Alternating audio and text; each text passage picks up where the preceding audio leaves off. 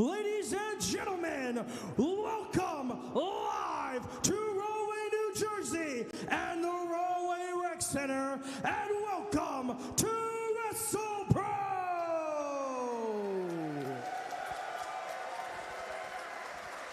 Where our opening contest for you here tonight is scheduled for one fall.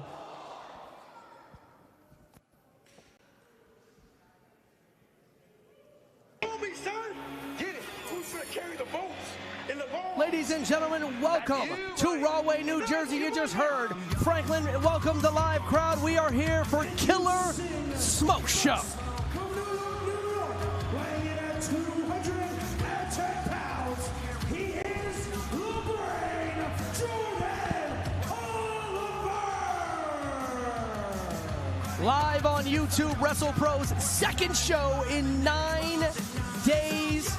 For the first time ever, we are back in Rahway 9 days apart, and what a way to open tonight's show. We know how it's going to close, and a couple of nights ago it was announced that Jordan Oliver and TNA star Mike Santana opening up Killer Smoke Show here tonight.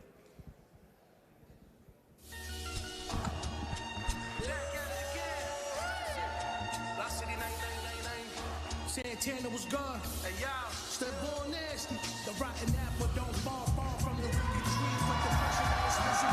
It lives in me.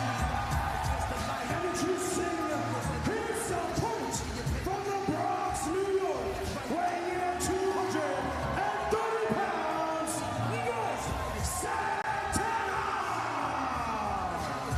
Attack them wrong to the bone. Blow past the competition. I just had to stop and listen to my gut. Woke up to your TNA star Mike Santana is here in Rahway, New Jersey. This man has his sights set on that TNA Championship match at Bound for Glory. We have yet to know who his opponent will be, if it'll be current TNA champion Trick Williams or current NXT champion Oba Femi. Those two men will go championship for championship very, very soon, and one of those men will face Mike Santana with that TNA championship on the line at Bound for Glory. But tonight, the brand, Jordan Oliver and Mike Santana open up a sold-out Killer Smoke Show. We still have people entering this building as this first match is getting ready to begin. I am Pete Rosado, your new voice of WrestlePro here in Rahway, New Jersey. And what a first match we're about to witness. Jordan Oliver, 12 states, 12 days, 12 matches. This is his 12th match in those 12 days. The man not showing any ounce of tiredness in his body. And here we go, these two men locking up in the middle of the ring. Oliver and Santana. Two men who are the future of this business, the present and the future. Seen Santana on TNA, make appearances on NXT television as well. Jordan Oliver lighting up the world as part of the GCW brand, and now here in Rahway for WrestlePro. Trying to bring Santana down. Finally added a very smart man, Jordan Oliver. Considers himself one of the smartest young wrestlers in the business.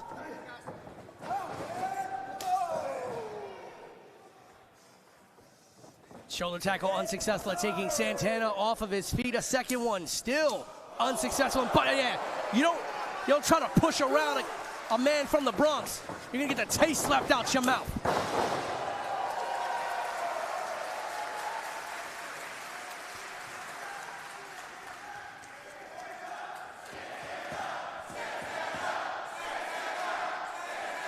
Rahway faithful chanting for Santana. The evolution of Mike Santana has been one to watch. I have personally known Mike Santana since the very beginnings of his career. Seen him rise from a tag team and multi-man wrestler into one of the best young single stars we have right now in this business. I know right now, going through a lot personally. He's got his mind, I said, on that TNA World Championship, but also just recently untimely death of a man we all love and respect in this business, a close personal friend of Santana, Jaka. We all still in mourning over that untimely and sad passing, and I know he is taking Jaka with him into every single match that he has had recently.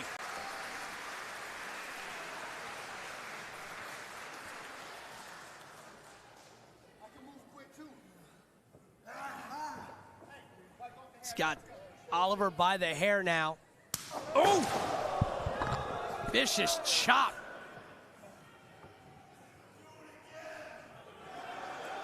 You hear the Rahway fan, they'll do it again.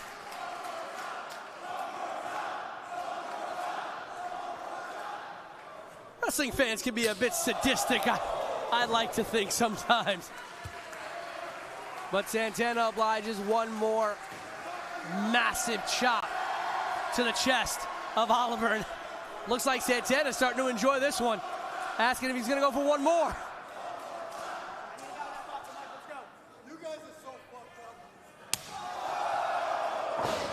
Chopped him out of his boots.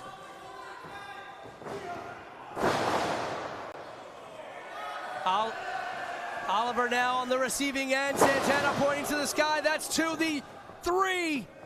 Amigos. Viva la raza, viva Eddie. And a 2 count only for Santana.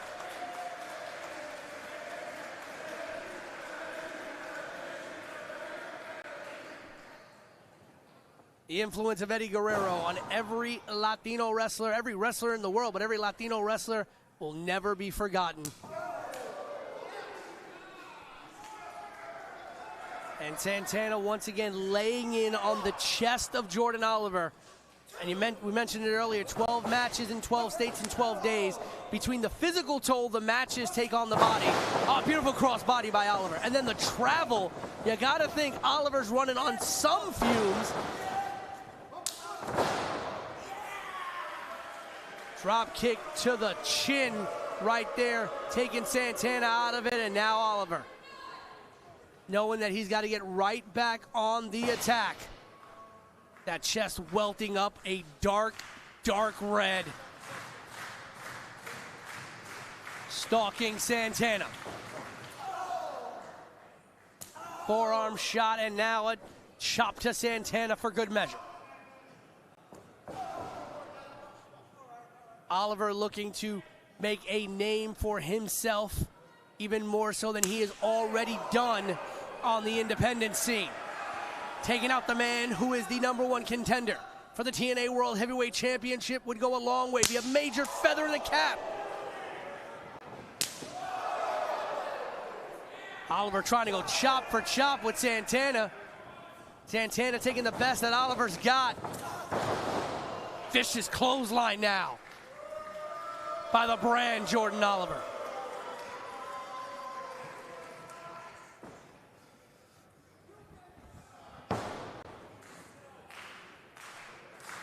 Now, this is a different brand of wrestling from Jordan Oliver. For many, many years, many of us were used to seeing Jordan Oliver flipping around the ring, high flying, being faster than all of his opponents. But he's gotten a lot more methodical over the years, even after returning from injury, becoming a lot more technical in the ring. Bringing a much more focused mat-based style to his arsenal, as well as still utilizing that fast-paced aerial offense. Now looks like he's going for a cloverleaf here. Trying to turn Santana over, and has got that locked in.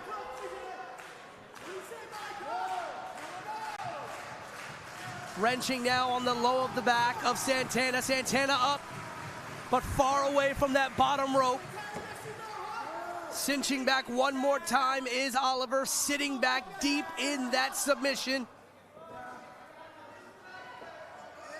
What a win this would be if Jordan Oliver could tap out Mike Santana, but to no avail. Santana able to use that large body, that frame to get to the bottom rope.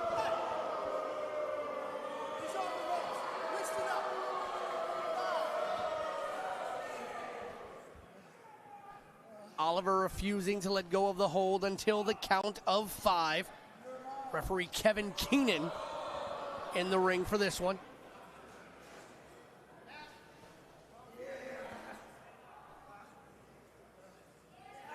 Oliver now focusing on that right knee of Santana.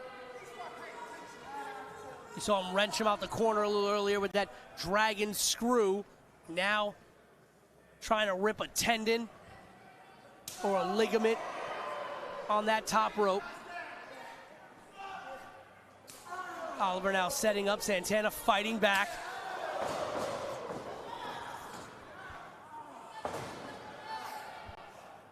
Trying to get that feeling back in his leg is Santana, but's got to stay on top of it. No time to rest with an opponent like Oliver. Big boot. That's one way to get feeling back in that leg. Use it offensively. Now Santana setting Oliver up. Looking for a suplex, but Oliver fighting out.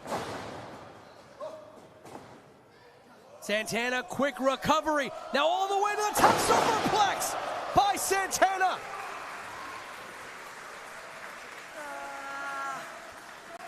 Both men taken out with the impact of that superplex. But Santana giving him the moment to recover that he needed after the onslaught of the knee that Oliver inflicted.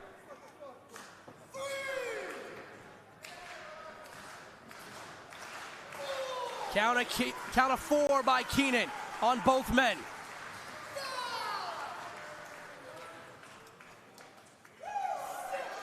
Both men to their knees, rising to their feet. Oliver to his feet first.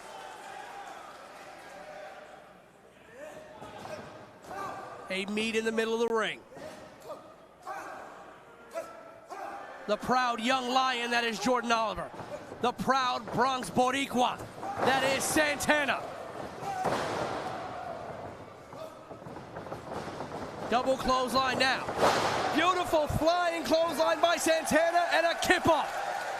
That was a nasty clothesline there.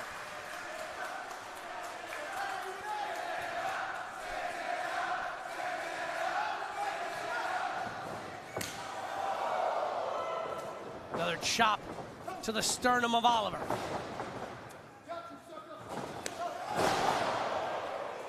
Caught the knee, reversal by Santana. Going for outline and chalk, but Oliver saw it coming. Cutter by Santana, and a cover in the middle of the ring. Kick out at 2.5 by Oliver. Oliver telegraphed that outline in chalk. Was able to get away from that, but Santana catching him with that beautiful cutter on the back end there. Not enough.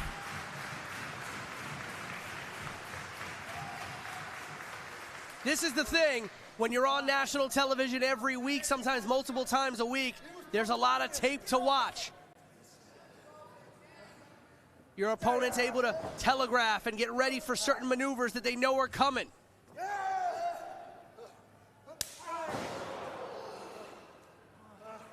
Try to get him up for a power bomb there. Oliver fighting back, but a shot to the small of the back.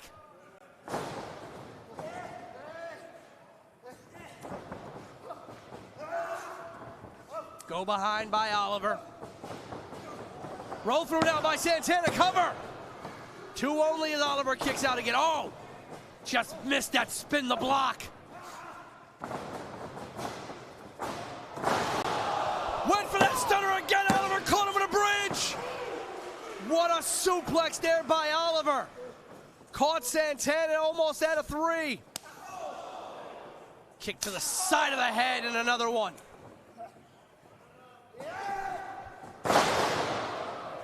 Falcon Arrow cover. Kick out by Santana at the last millisecond.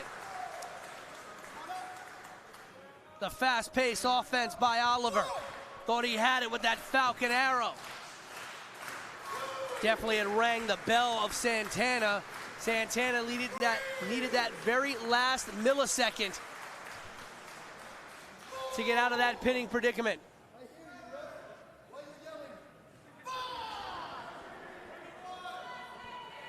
Santana looking to keep that momentum going, keep that train chugging along, that win streak.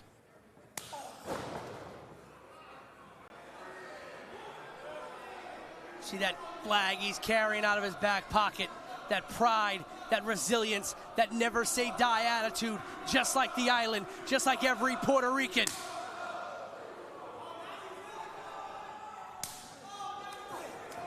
And now, breaking down to a Bronx street fight there, Santana just exchanging strikes with Oliver.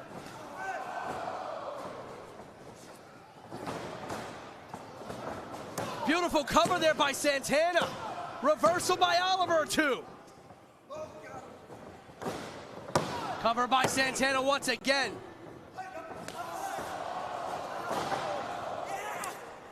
Shot after shot by both men. Outline and chalk. He got him. Caught Oliver.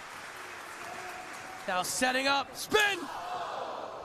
Oliver telegraphing, spin the block. But he got him! He got him, spin the block, second time! Cover! And that is all she wrote. Here's your winner, Santana! Santana was gone. Still born nasty. The rotten apple don't fall far from the wicked trees with the fresh and out of misery. Max Caster. Sorry, not Max Caster, I apologize. I'm thinking about our title match later tonight. Looking at the wrong notes here. Mike Santana, I apologize. Mike Santana. Here we go. Wait for that spin the block. Missed it the first time, but got it the second time. Oliver could not kick out of that spin the block. Twice he telegraphed it coming from Santana. But that third time was a charm. See Santana, you had it by that much, kid. That close. Show respect here by Mike Santana. That's what men do. You win a vicious fight, you show respect. Shaking the hand of Jordan Oliver. As I said at the beginning of this match, these two men, future and present of our business, Santana and Oliver. What a way to open Killer Smoke Show here in Rahway. As I said, we already know how we're ending tonight. No disqualification.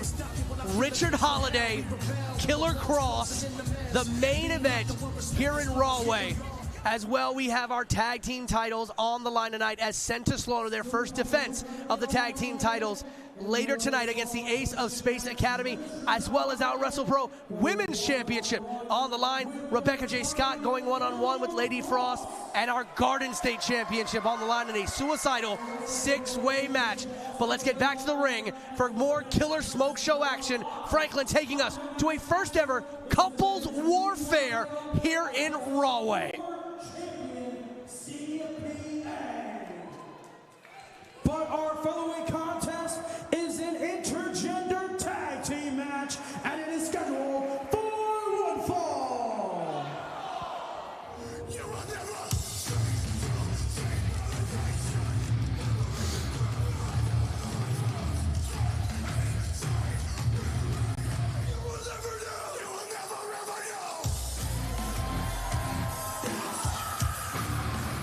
Introducing first, they're the team of Bronson, and we're holding the Gnomie, Gabby Forza, the Savage Gnomes. For the first time, Bear Bronson walks into Rahway with his wife. the Savage Gnomes. Gabby, Forza, and Bear Bronson for the first time tagging here at WrestlePro in Rahway. This Rahway crowd very familiar with Bear Bronson, former tag team champion here at WrestlePro. But for the first time, intergender couples warfare. First time for both of these couples here at Rahway. The Savage Gnomes and the Cosmic Cuties. What a tag match we're in for here tonight. Spoke with Bronson in the back earlier. He said, man, it's so happy to be back in Rahway, so happy. Always a great time being back home at WrestlePro. And for the first time with his wife, makes it so much sweeter.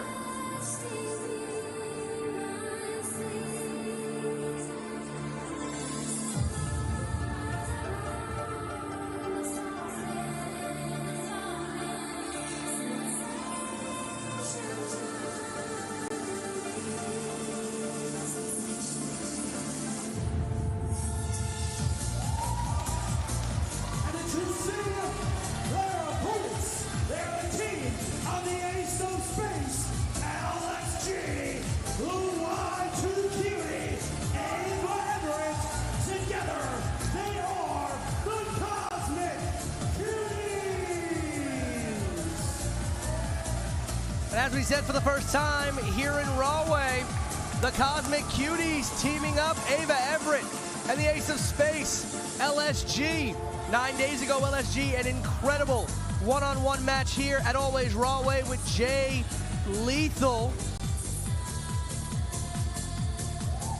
And right now, I guess, taking a break from some of the Ace of Space dissension that's going on. See a smile on LSG's face. We did not see that smile 9 days ago when him and Moonshot getting into it in a way that I have not seen those two brothers get into it ever here at WrestlePro.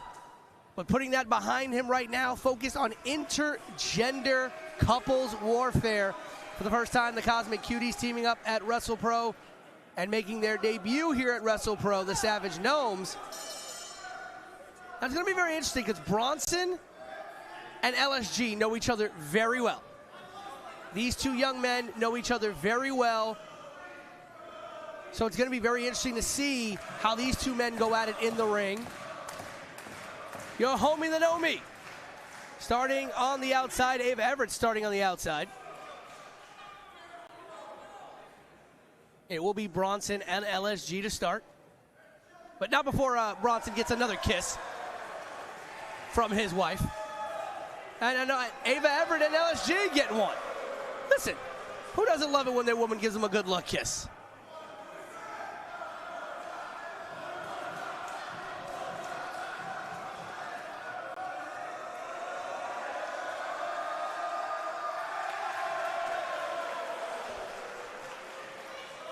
Love is the way, ladies and gentlemen. LSG now getting another one from Ava. Oh, there you go. All right, so now we're going to start the match here. Wait. Maybe not. Hold on.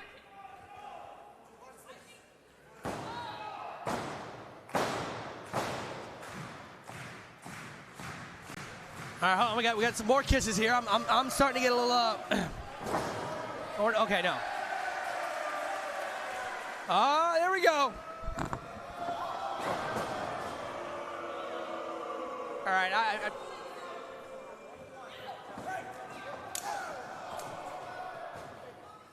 can we just let them get the kiss in? There we go. Okay. There are children and families in the crowd, ladies and gentlemen. We are LSG. I mean, listen, I can't blame them. If I was Ava, I'd want to kiss LSG too. If I was LSG, I get it. I get this, but you got a match that's going to go on now. Bronson and Gabby just want to get started. That's the way to end it there. Shot to the face, forearm, the power. Gabby, a former power lifter, linebacker as well.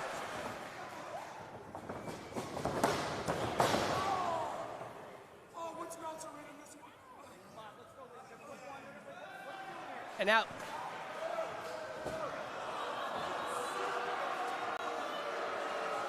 I guess one way or another, they're gonna get their kisses in. But now we wrestle.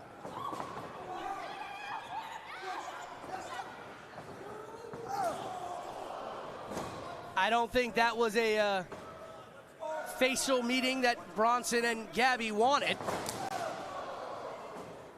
Now the Cuties have Bear Bronson isolated in the ring. Cover by LSG.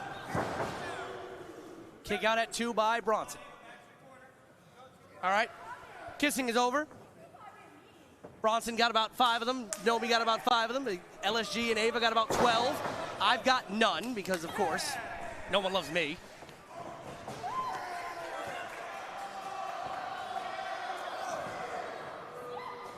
That's some power there by LSG, lifting up Gabby Forza.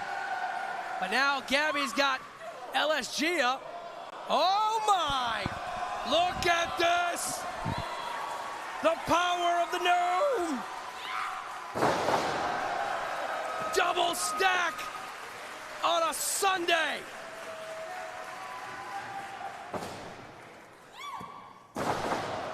Off the second cover by the Gnomie. Only a 2, Ava kicking out. What power shown by Gabby Forza there. As I was saying, a former linebacker, power lifter. Match made in wrestling heaven is Gabby Forza and Bear Bronson. 2 of the scariest, sweetest, and strongest individuals I've ever met in my life. Now this is intergender action, meaning we can see the men and the women face off in the ring.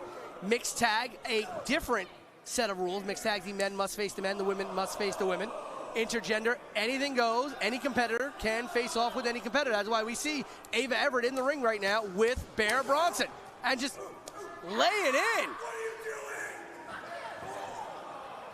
Going right to the knee. Smart move there by Ava. Sunset flip, and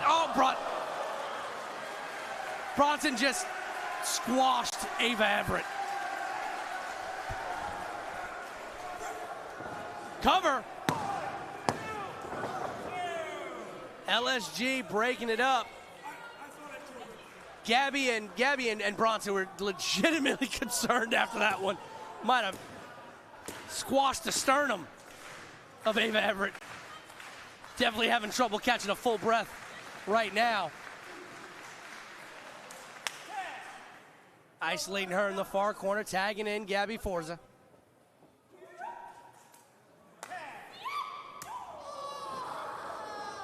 Quick tag back into Bronson.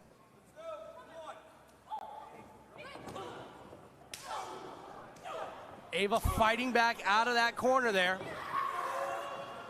Going for a tag at LSG. Caught by both Bronson and Forza now. Ducks the double line, tagged LSG. Oh! Not Bronson flattening his wife. Gabby on the receiving end of too much corner action.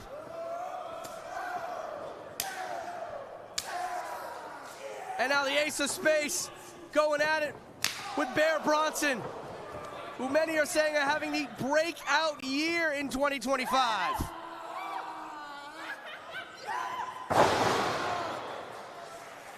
LSG taking down Gabby Forza, but Bear Bronson is the legal competitor. Second rope, big clothesline there. Covered by LSG. Kick out at 2 by Bronson.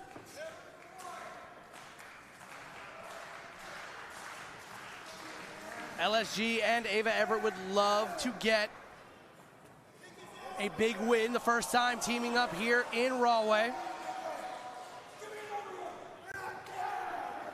Bronson taking down the straps now. We have seen a much more aggressive and vicious side of Bronson on the independents recently. I mean, this man has gone through some matches where I'm just like, who is this man? Bled buckets to prove himself once again out on the scene, and now Gabby once again with the power, lifting Bear Bronson, slamming him on LSG to cover. 2.5 as LSG kicks out.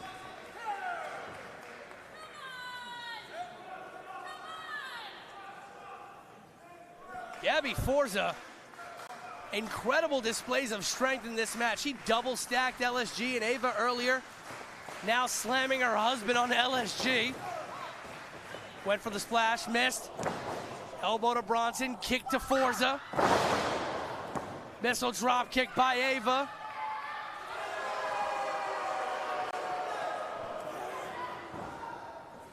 Bronson's got Ava now. Went for the big clothesline. She ducked, took out Gnomie on the outside. Beautiful suplex by LSG, but the Bear eats it. And there's one by Bronson. He went for a lariat. Reversed by LSG. Pop-up power bomb by the Ace of Space.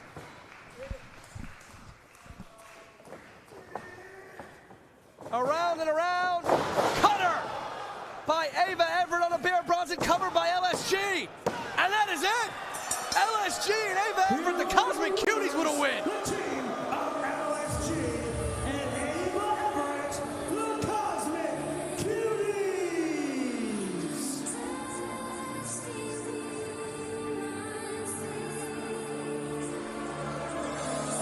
A big debut win for the Cosmic Cuties here at WrestlePro over the Savage Gnomes. Ava Everett and LSG with a win here tonight. What a win in couples warfare. But as I stated earlier tonight, we have not one, not two, not three, but 4 title matches here tonight as the Garden State Championship, the WrestlePro Gold Championship, the Tag Team Championship, and the Women's Championship all up for grabs tonight. And that huge no disqualification main event match, Richard Holliday one-on-one against Killer Kross, live right here in Rahway. I can't believe it. We're going to see Killer Kross's second match back on the independents since SummerSlam. Right now, Savage Gnomes and the Cosmic Cuties meeting once again in the ring. Wait. Ref Steve in the middle. What is going on here? Hey! Everybody kissing Ref Domain. We love Uncle Steve here in Rahway. Oh man, I am jealous of that man. Very, very jealous. Ladies and gentlemen, coming up next, a massive singles match. Big Trouble, Ben Bishop, the Dominican Destroyer, Vargas. A monster match here at the Killer Smoke Show. But also later tonight, by the way, we don't know what's happening later tonight with them, but the Righteous are here. Vincent and Dutch here in Rahway tonight. We don't know what the Righteous are going to be involved in or what's happening with them here tonight, but they are in the building. As we said, our big main event, Holliday and Kross. No disqualification. One man is walking out of here as a winner. Killer Smoke Show. Vargas and Big Trouble Ben Bishop coming up next. Let's go to the ring for Franklin for the introductions for this matchup.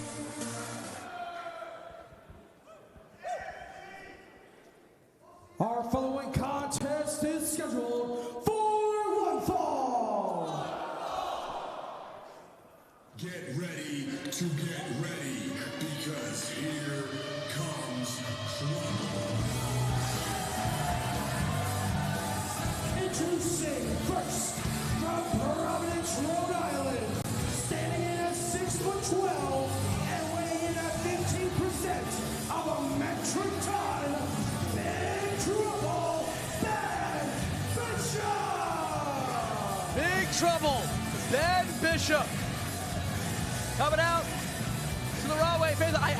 We tried to get Tribal Keith on commentary here tonight via video feed, but unfortunately GoPro, who is doing an incredible job on our visuals here tonight, told us that Tribal Keith's mother's basement did not have a good enough internet connection to be able to broadcast him to join me on commentary here tonight. And now listen, and that's saying something, because GoPro has made the internet connections in some very janky places look very, very great. They're the best in the business, but unfortunately, Tribal Keith's mom's basement just not able to support the commentary feed.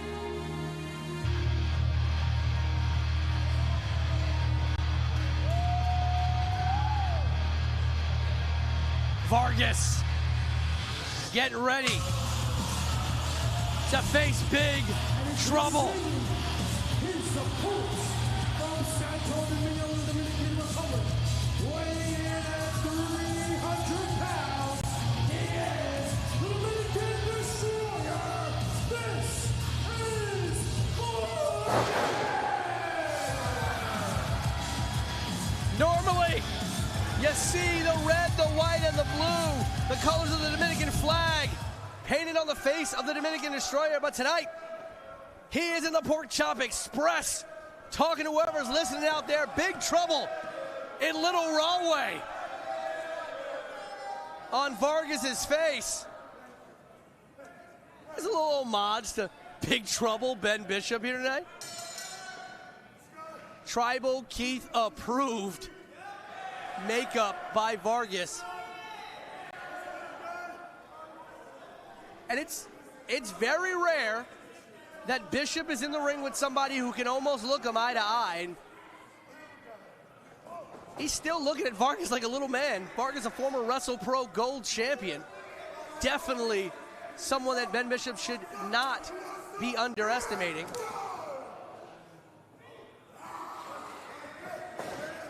Big meaty men slapping meat in the middle of a WrestlePro ring here tonight.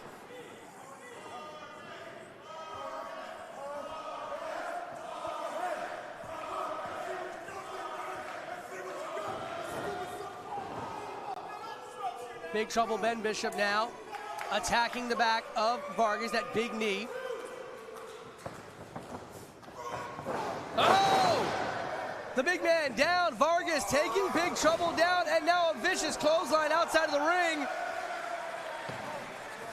And you gotta wonder if Big Trouble is really as prepared as he should be. Spent so much time with the viral content on social media. So many wondering if he's really paying attention to some of his upcoming opponents. Just like, for him, it's more about going viral nowadays. He's got the raw talent, there's no doubt with that. Recently participated in a WWE tryout. No, he's still a little salty, didn't get that call back. But still a great talent is Ben Bishop. Gonna have a chance to prove it tonight here against Vargas. And the outside of the ring, a place that Vargas loves to go to. A lot of destruction can happen outside that ring. Now both men back inside. And now those vicious corner lariats. The one night only Tribal Keith, says Vargas said.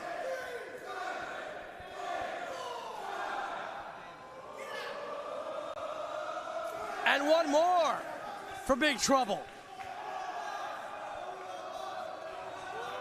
Wonder if we're gonna get a little bit of Vargas pinball here tonight against Big Trouble Ben Bishop.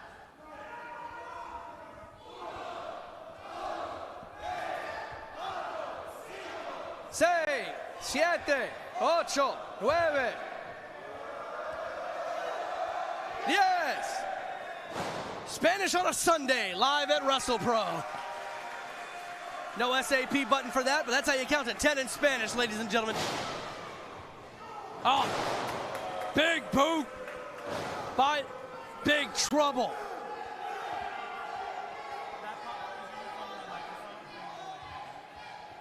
Ben's gonna have to rethink a lot of his offensive arsenal here tonight. Usually used to throwing his opponents around the ring, having the size advantage, the power advantage, doesn't necessarily have that against a guy. Whoa, look at that athleticism by the big man.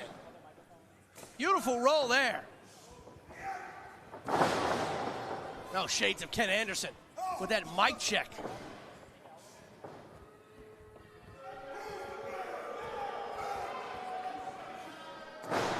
Big elbow drop by the 7-footer, and now the cover. 6 feet, 12 inches tall is Ben Bishop.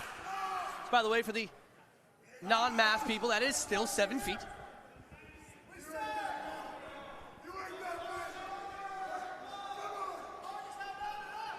Now putting in that classic big man work is Big Trouble Ben Bishop. But as I was saying, used to having the power advantage against smaller opponents in the ring. Vargas just as powerful, just as big. Oh, Vargas going for that choke slam. Big Trouble. Cranium squeeze there. Big chop against the ropes. Whips the Destroyer. Simply the best sidewalk slam you'll ever see. Cover by Bishop. Kick out by Vargas at 2.5.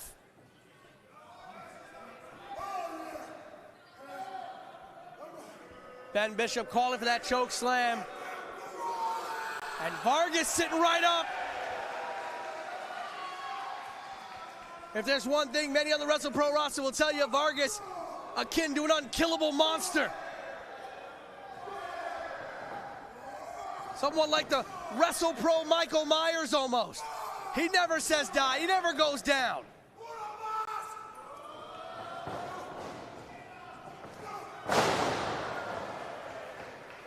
Flying clothesline by the Destroyer. Vargas getting Bishop up. Cover. 2 count. Surprised that Vargas did not hook the leg after that Samoan drop.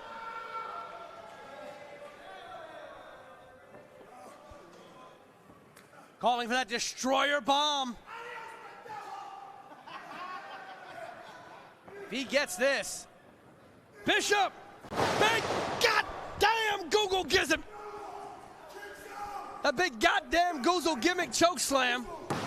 Covered by Bishop. But only a 2. Vargas kicking out at 2.5.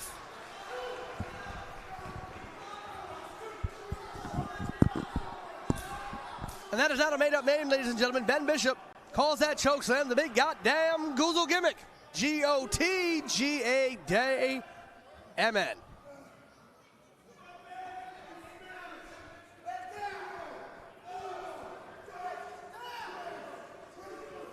Ben Bishop mounting the second rope, near 10, 11 feet in the air right now. Vargas got him up.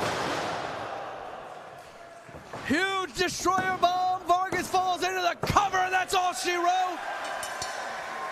Here is your winner, the Dominican Destroyer, Vargas! Ben Bishop putting himself in an interesting position, mounting the second rope to mount some punches onto the Dominican Destroyer, puts himself in the air. Vargas able to hook his arms underneath the knees and get that Destroyer bomb in the middle of the ring. And a big win.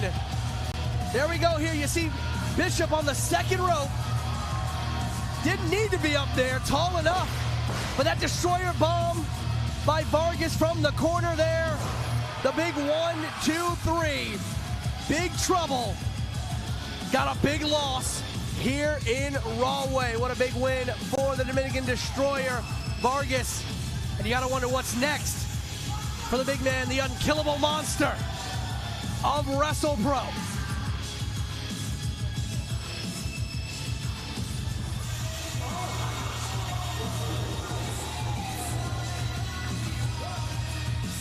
And ladies and gentlemen, as we said tonight, our main event, Richard Holliday, Killer Kross, no disqualification match.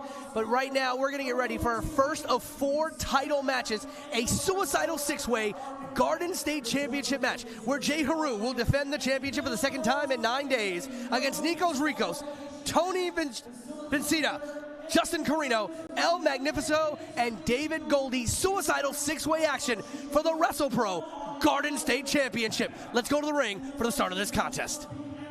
Later this evening, but ladies and gentlemen, our following contest is a suicidal 6-way match, and it is for the WrestlePro Garden State Championship.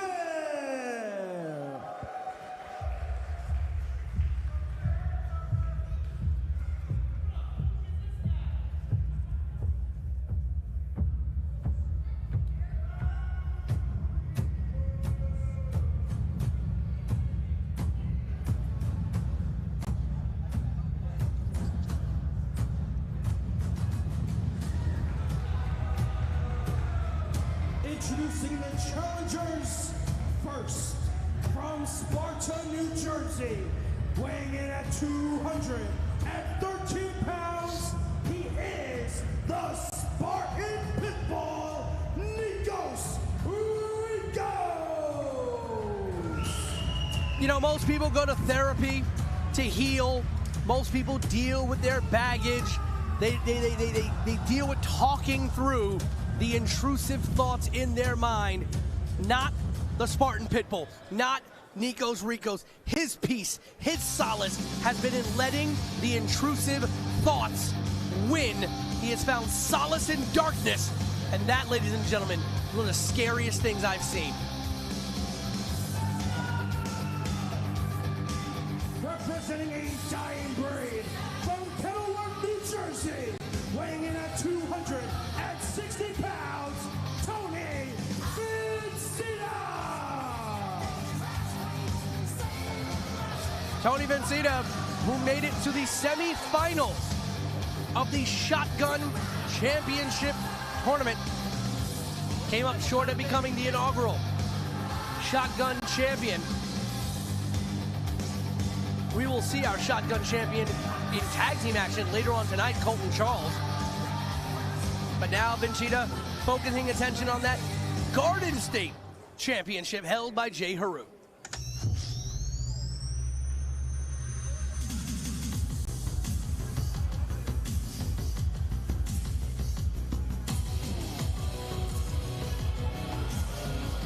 From Belleville, New Jersey, weighing in at 213 pounds, Justin Corino.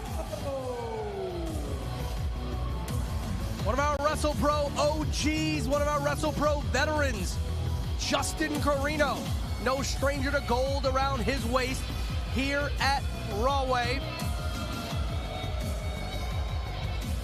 Looking to put that Garden State Championship on his resume, add yet another championship in WrestlePro to his illustrious Rahway resume.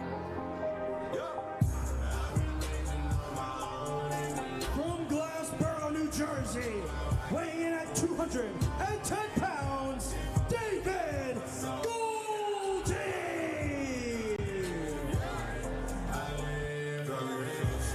I really do love this young man.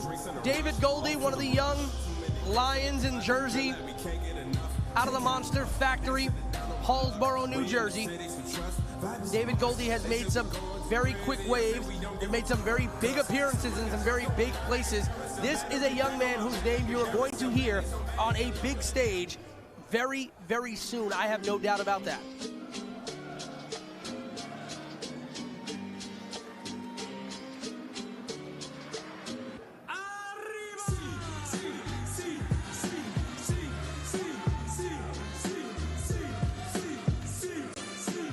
From La Casa de Abuelita in Sinaloa, New Jersey, he is El Técnico Supremo, El Magnifico.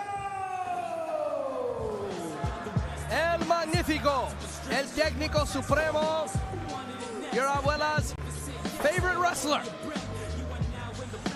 Incredible showing by El Magnifico 9 days ago at Always Rahway. Teamed up with AEW star Serpentico to take on the Ring of Honor World Six-Man Champions.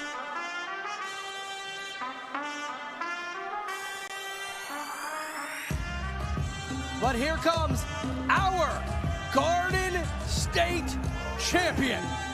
From Jersey City, New Jersey, weighing in at 250 pounds, he is the current reigning and defending WrestlePro Garden State Champion, Big Flex J-Heru.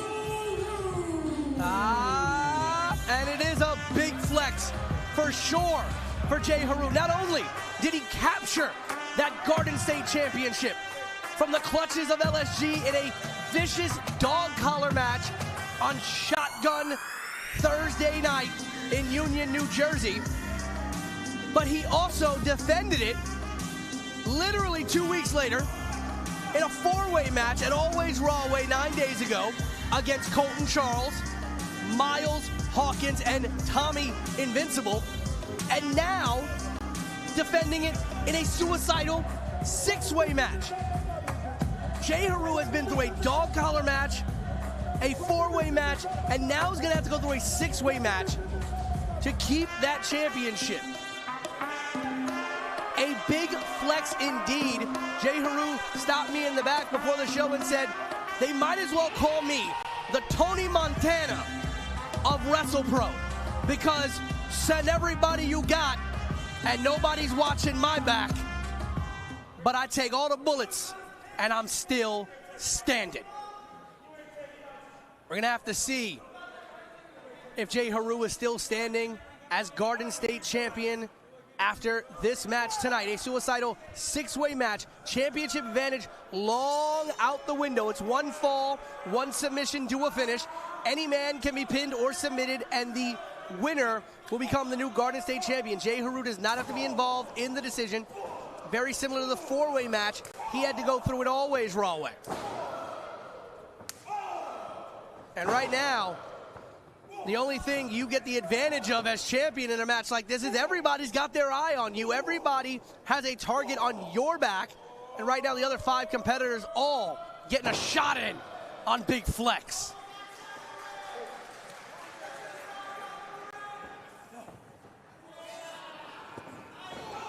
And now it is a five-way match as J-Heru thrown to the outside. Only five men right now to concentrate on. But this might be in J-Heru's best interest. Let the other five beat up on each other and take advantage. It's what he did in that four-way match. Colton Charles was so close to becoming the first ever double champ here in WrestlePro, and J-Heru stole that victory out from under him. And now El Magnifico.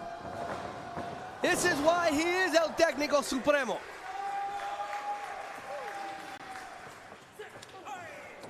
Tony Vincita on the receiving end, and now David Goldy and El Magnifico going at it.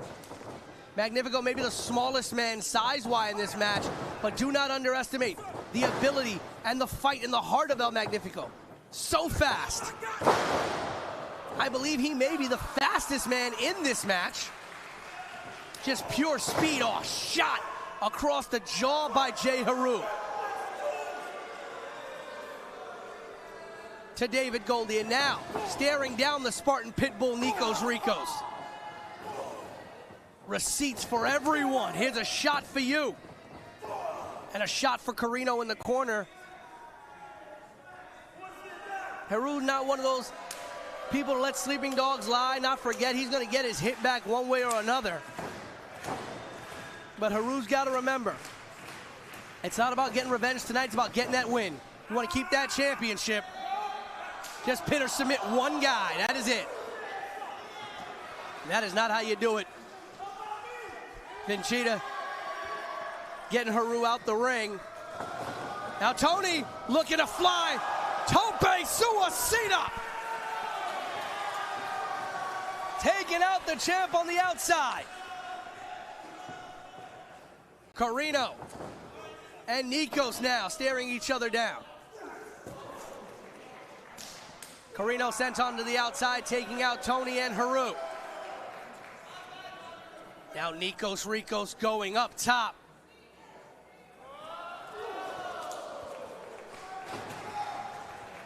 And also taking out everybody on the outside.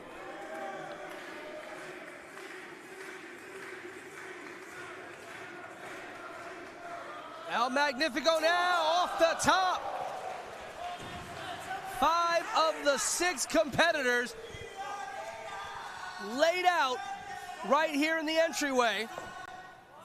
Heru has snuck his way back into the ring. And there's David Goldy on the other side. Went for a springboard there. Heru out of the way. Falcon Arrow cover 1, 2. Nikos breaking it up. Another one of those variables you got to worry about in a match like this, a multi-person match. You never know where another competitor is coming from. Anyone can break up a pin or submission at any time. You got to have eyes on a swivel. The power by Tony Vincita. Corino breaking that up.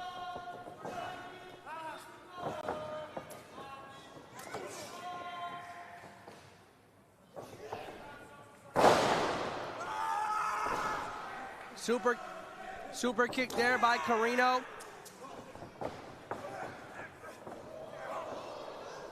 And later tonight, we will see the Megasus going one-on-one against Becca. As well as that massive no disqualification main event, Killer Kross and Richard Holliday live here in Rahway. Killer Smoke Show. Bringing you all the action for the first time ever, 9 days apart, 2 massive Rahway events by WrestlePro. Back to action in our suicidal 6-way Garden State Championship match. Goldy now with Nikos up top. Justin Corino going up top to meet him and break him up. Now Tony Vincita. Looks like trying to power all 3 men off of the ropes. Massive, Heru tried to get in a pin on Nikos on the far end of that. Out of shot of everybody. If Magnifico hadn't come off that top turnbuckle to break it up, Heru would have stolen that Garden State Championship right back under every other competitor. Magnifico looked like he was setting up for a sliced bread. Vicious reversal and clothesline by Corino. Oh! Beautiful missile drop kick by Vincita. But Nikos with that backstabber. Heru a kick to the head. And tried to get another one. Tried to sneak away once again with that Garden State Championship. And listen, normally, I'd hate the way that Heru is going about this, but you can't blame the man. You're in 6-way action. Your title could be taken away from you on any moment by anything. You got to try to keep your championship by any means necessary. It's probably the one type of match where that would be helpful. Springboard knee by Goldy, and again Heru sneaks in there and gets the cover. Here's your winner, and still WrestlePro Garden State Champion, J-Heru. And still the Garden State WrestlePro Champion, J-Heru. And again, I can't hate the play, I can't hate the game, I can't hate any of it, right? You're in a 6-way match. You got to take every advantage you can. You've lost your champion's advantage, so now you got to go after everything you can. J-Heru sneaking in after that beautiful springboard knee by David Goldy on the Tony Vincita. J-Heru sneaking in, dumping David Goldy and getting the pin to retain that Garden State Championship. He has had to beat 8 men in 9 days to remain Garden State Champion here at WrestlePro. And you know what? Love it or hate it, Heru has done it, has maintained the hold of that Garden State Championship. But as we saw during that match, coming up next, the first of our 2 WrestlePro women's division matches, as Megan Bayne, the Megasus. Megasus goes one-on-one against Becca next here. First of 2 women's action matches here tonight. Later on tonight, we will see that women's championship defended as Lady Frost goes one-on-one against Rebecca J. Scott. That was just the first championship match of 4 we have tonight. We still have our tag team titles on the line tonight, our WrestlePro Gold Championship on the line tonight, and our women's championship on the line. But now let's go to Franklin for the first of 2 women's matches on Killer Smokeshow.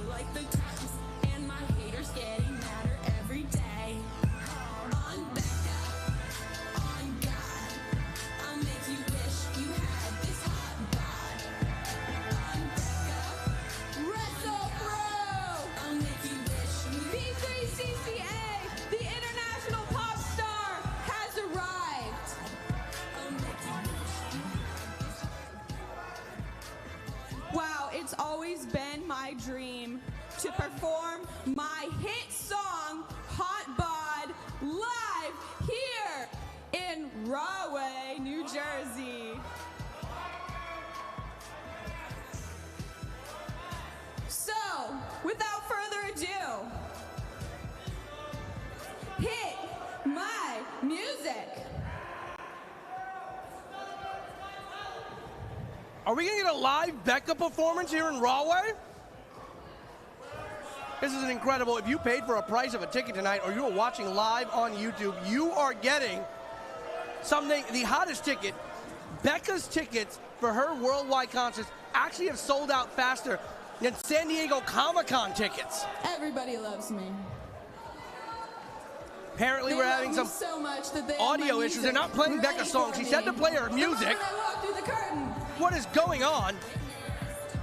I want to hear a live concert by Becca. All right, turn it up, come on.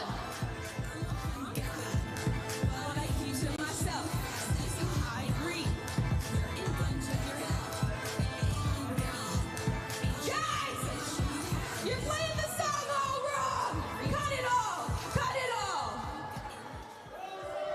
How dare they anger an international pop star like Becca playing her song incorrectly? You can't play it.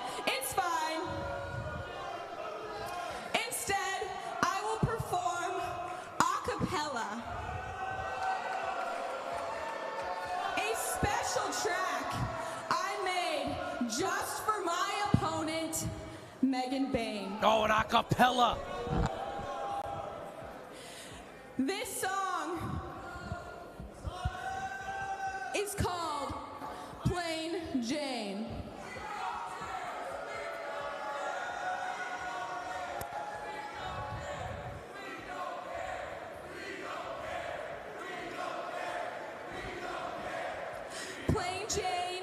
Plain Jane, always just the same. Plain Jane, you're boring. Yeah.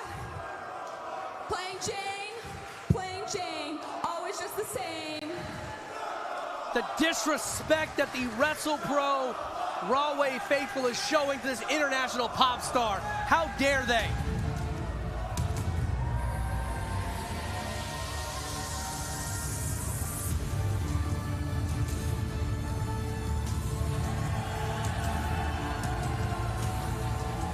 Introducing her opponent from Thessaloniki, she is the Megasus, Megan Bayne.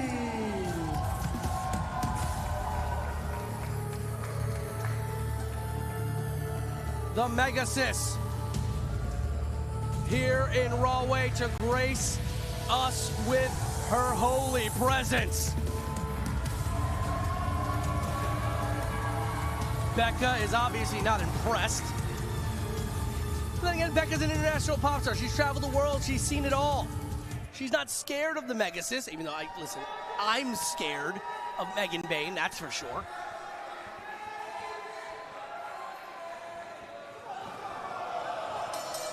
And Becca attacking Megan Bayne before the bell officially rang, getting an early start on this match.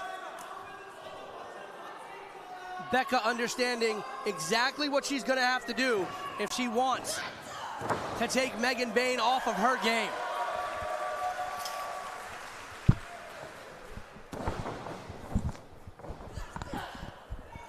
Oh, got caught by the Megasus there.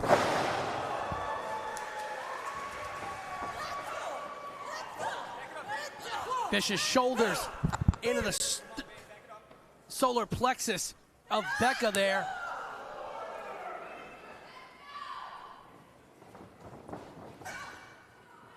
You heard that buckle hit the steel. Vicious power by Megan Bayne. Unrivaled power, I will say this, by the Megasus. There are not many women or men in this business that have the power that the Megasus has. Cover by Bayne. 2 count only. Becca is going to have to do everything she can to not let Megan Bayne wrestle her type of match. Got out of the way of that drop kick, and that's exactly what she needed to do there. Caught Megan on the second rope on the outside, now has her hanging. Guillotine style over the middle rope. Double knees to the back of the neck of Megan Bayne. The very bottom of that cervical spine.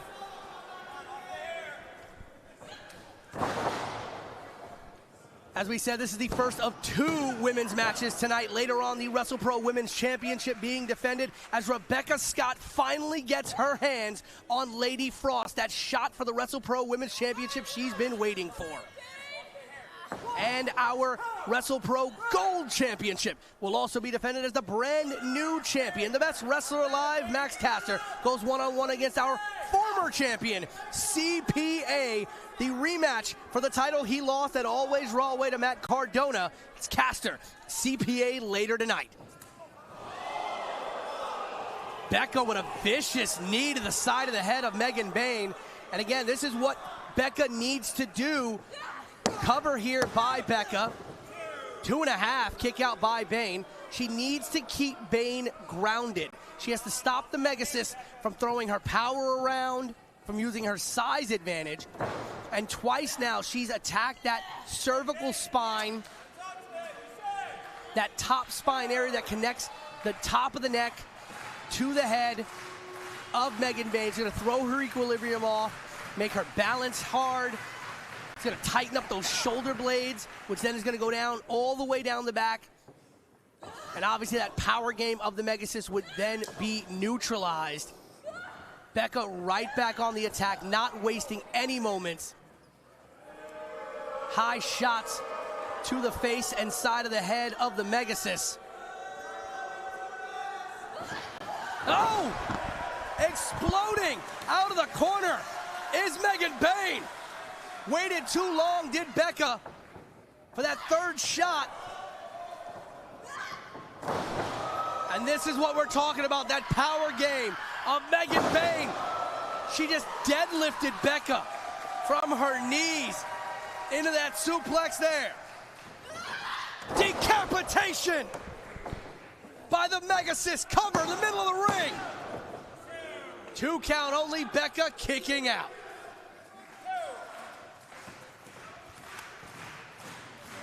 The Megasus seems to have found that second gear, that second wind. Going for a stalling suplex, it looked like there, but Becca able to reverse into a stunner.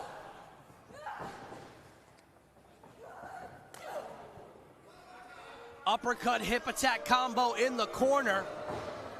Went for a bulldog, it looked like. Ducked the clothesline there. Super kick by Becca. Springboard cutter off the second. This might be it. Becca into the cover, hooks the leg.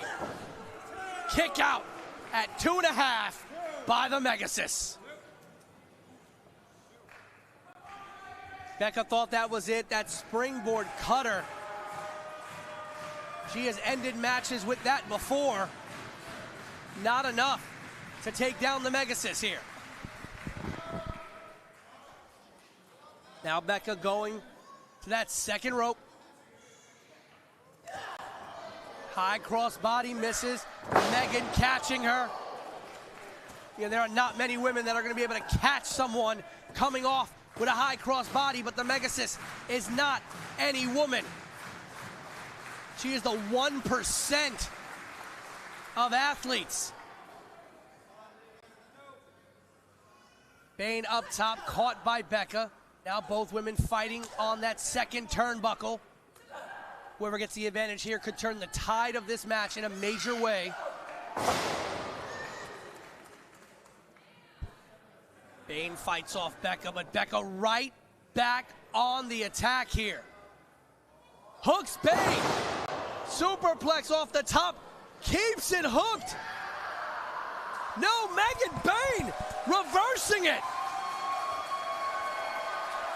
Stalling suplex into a bomb by Bayne, but not enough. Stalling suplex into a Falcon Arrow bomb by Megan Bayne, not enough. Becca still kicking out. I can't believe how Bayne reversed that second rope superplex by Becca. I thought Becca was gonna flip her over for another one. Now Becca just slap across the face, painting the face of the Megasus. May not have been the smartest thing, but at this point, you gotta do whatever you can.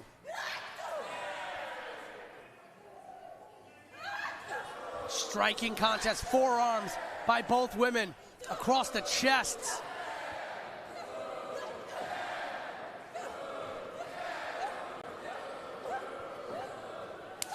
Back elbow.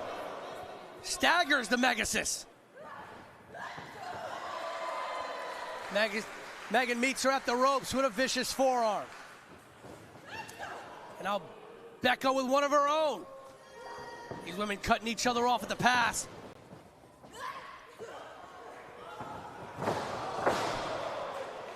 Tornado DDT plants the Megasus, and Becca quickly going to the outside, trying to climb the ropes here. Trying to end the Megasus once and for all here tonight at Killer Smokeshow. Becca up top.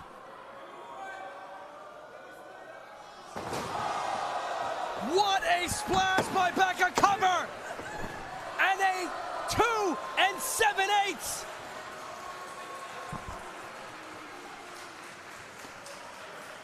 Oh my God. Look at this here, Becca up top.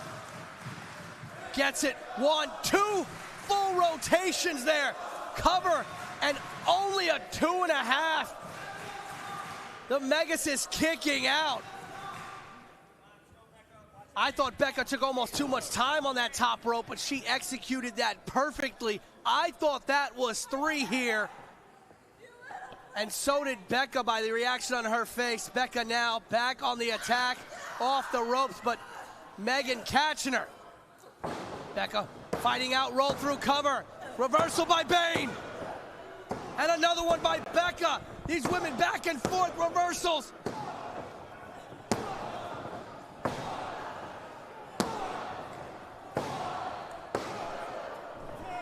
Finally, the reversals end. 2 count by Becca. Another roll through by Becca. Oh my! The power by Bayne floats through. Setting her up. The Mega Bomb. Cover. 2, 3.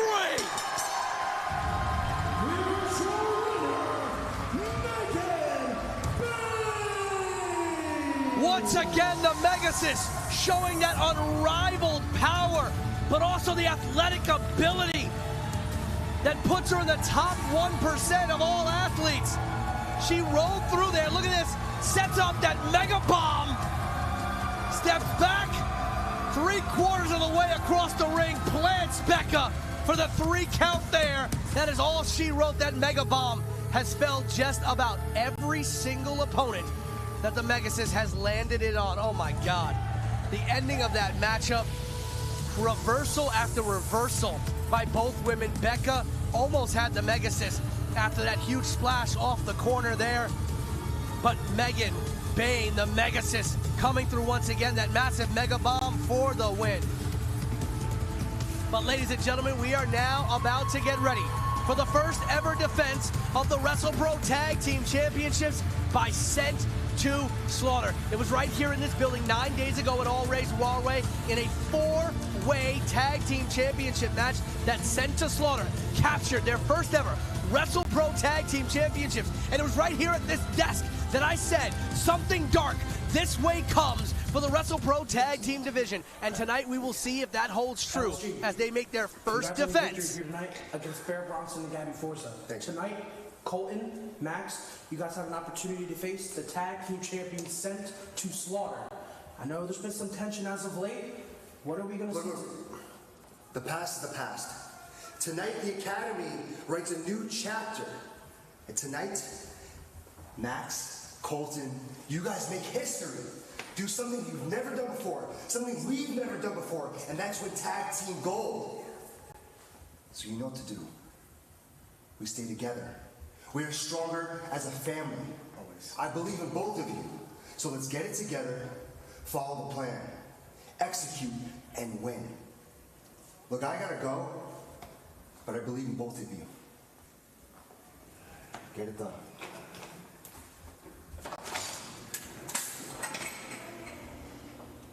How do I know I can trust you out there? How do I know that you have my back? Colton, actions speak louder than words, okay? I can say over and over again until I'm blue in the face that you can trust me. I'll prove it tonight. Right? I got your back like always. Don't cross me. Let's do this. Come on. Our following contest is a tag team match and it is for the WrestlePro Tag Team Championships.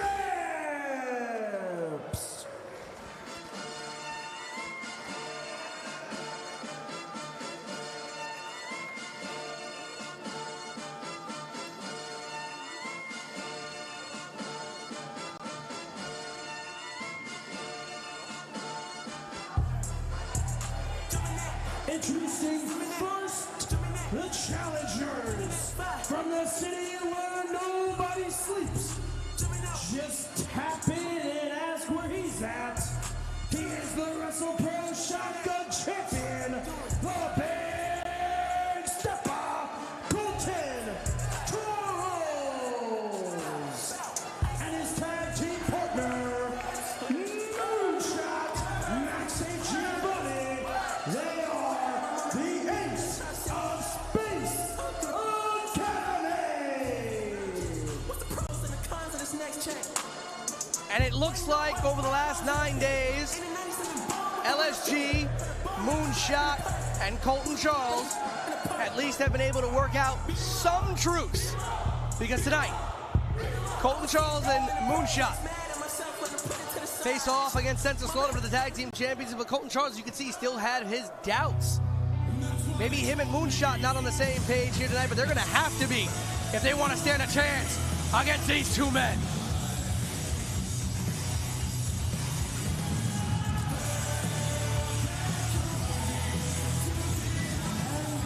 Their opponents at a combined weight of 575 pounds. They are a team of the Bayne Badass, Danny Mom, the Messiah of Old School, Sean Donovan. They are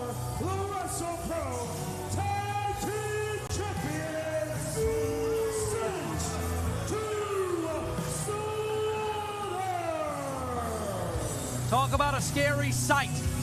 Dan Moff, Sean Donovan, sent to slaughter, holding those WrestlePro Tag Team Championships. As I said 9 days ago, as I sat at this table, when they captured those titles in a four-way match against Top Flight, Dark STG, Dark Fala, and the Outrunners. Fall to your knees and pray to whatever God you believe in and hope they answer. Because if I'm the WrestlePro Tag Team Division, these two men holding those tag team titles is the last thing I want to see. We all know how prolific and proficient Sean Donovan is on his own. The Messiah of old school, the Bayonne badass, the independent wrestling legend, the wrestling legend that is Danny effing Moff. These two men as a tag team have run roughshod over tag team division and tag team division in every company around the world. And now they etch their name at the very top of the mountain here at WrestlePro's tag team division for the first time ever. And something tells me these two men are not going to let go of those championships very easily at all. They are going to do everything that they can to keep those championships, probably for life. But now going up against Colton Charles and Moonshot, the ace of Space Academy. Colton once again having an opportunity to become the first ever double champion in Rahway. Wait a minute. Moonshot just tagged himself in here. Colton visibly frustrated. This is definitely not part of the plan.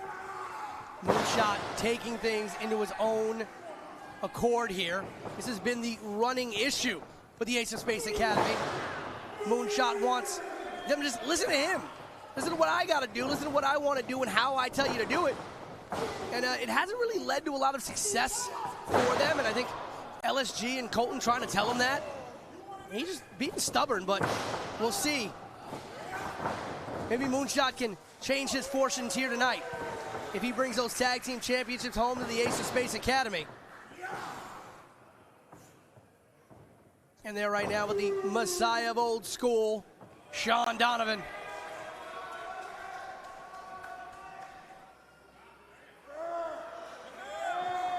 Falling suplex here, keeping him up to the blood rushing to the head of Moonshot. He's definitely going to think he made it to the moon after that, covered by Donovan. 2 count. When you're getting a 2 count this early in the match, you know that the maneuvers you are executing on your opponent are definitely having some impact. And Moonshot wanted no part of the badass. Wanting no part of Danny Moff. Rolls to the other side of the ring, tagging out to the big stepper, Colton Charles, our inaugural shotgun champion. Catch us the first Thursday of every month in Union, New Jersey, Shotgun Thursday night. We have seen the WrestlePro Garden State Championship change hands there. We saw the WrestlePro Shotgun Championship have its inaugural tournament there. And as I said earlier, Colton Charles once again a chance to become a double champion here in Rahway. If the Ace of Space Academy can somehow dethrone, sent to slaughter, what a moment that would be. What a feather in the cap that would be for Charles and Moonshot. Big shoulder block, takes down Moff. It is not often that there are men who can handle Danny Moff like that, but Colton Charles slamming Danny Moff like Moff was a cruiserweight. Big elbow drop, cover 1. Moff kicking out with authority at 1.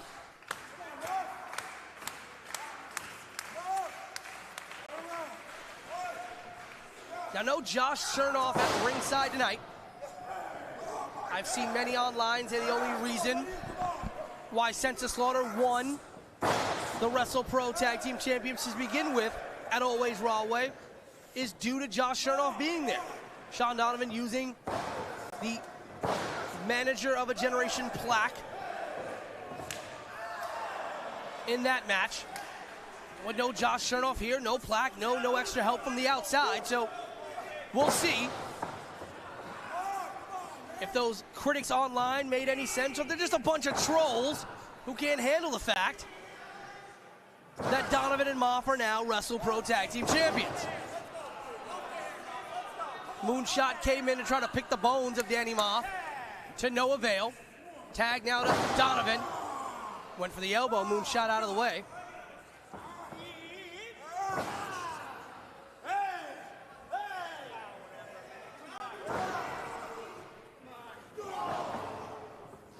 Now Donovan and Moonshot working in the middle of the ring here. Beautiful stunner there by Moonshot. Kick to the solar plexus. And that was not smart. If you're going to springboard off a second rope, don't do it where Danny Moff is standing. Moff hanging Moonshot on the top. And Donovan taking advantage. And this right here, just smart tag team wrestling. Donovan pulling Moonshot into his corner before the tag to Moff. Back chop. Never a fun time.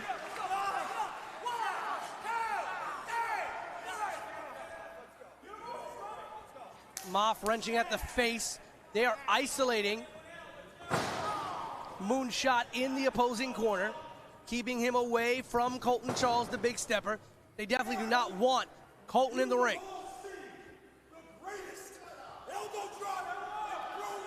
Oh, the greatest elbow drop in pro wrestling. Here we go. And there it is. That is the greatest one you'll ever see.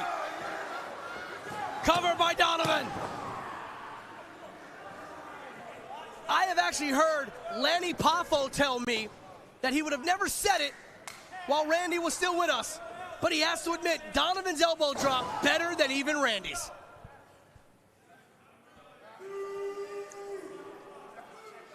Moff now with Moonshot in the corner and a vicious chop across the chest of Max. Oh, man. This young man is getting worked over for all the smack he talks. As the Moonshot is one down. Oh, beautiful cutter out of nowhere by Moff. Cover to retain the tag team championships. Kick out at 2 by Moonshot. There's no lack of talent out of Max and Colton, that's for sure. But I think a lot of people wish Max did a lot less talking and a lot more just doing.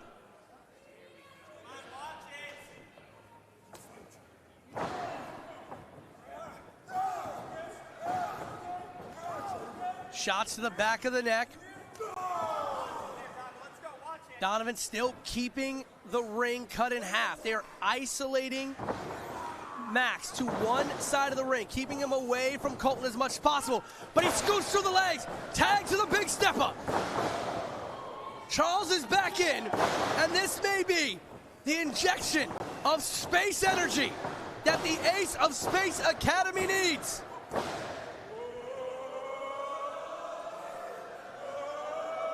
Some shots, if you will, and a big elbow by Colton Charles.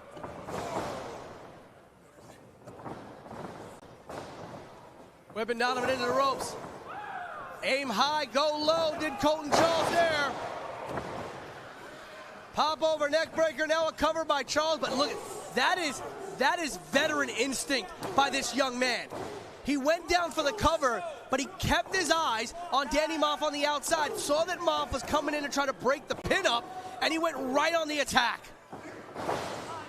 But it is now 2-on-1 as Santa Slaughter now have Colton Charles all to themselves.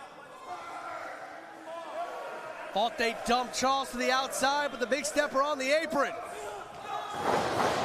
Shoots himself in, double clothesline, taking down both men.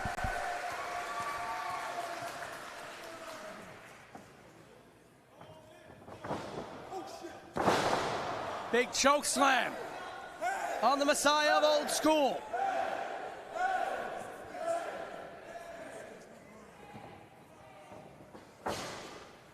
Going up, big splash from the Big Stepper.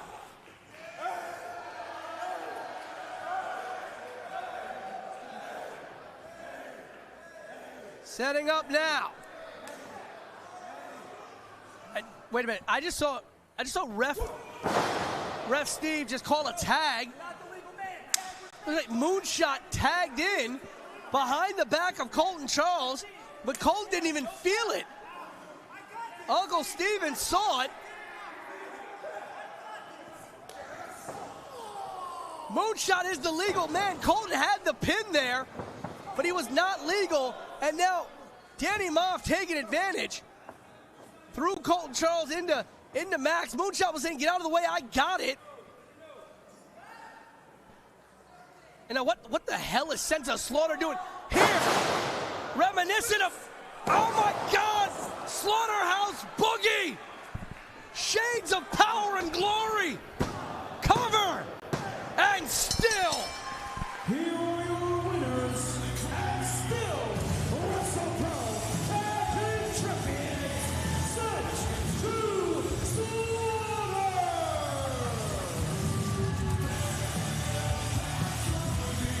Hercules and Roma would be proud of that. They call that the Slaughterhouse Boogie. Look at this. Shades of Power and Glory. Moff coming off the top there. Flattening Moonshot. And Donovan getting the pin. Sent to Slaughter. And still your WrestlePro Tag Team Champions. And I will repeat exactly what I said 9 days ago. For the WrestlePro Tag Team division, something dark this way has come with Moff and Donovan at the top of the division. But now Colton Charles and Moonshot, man, we thought they were fine.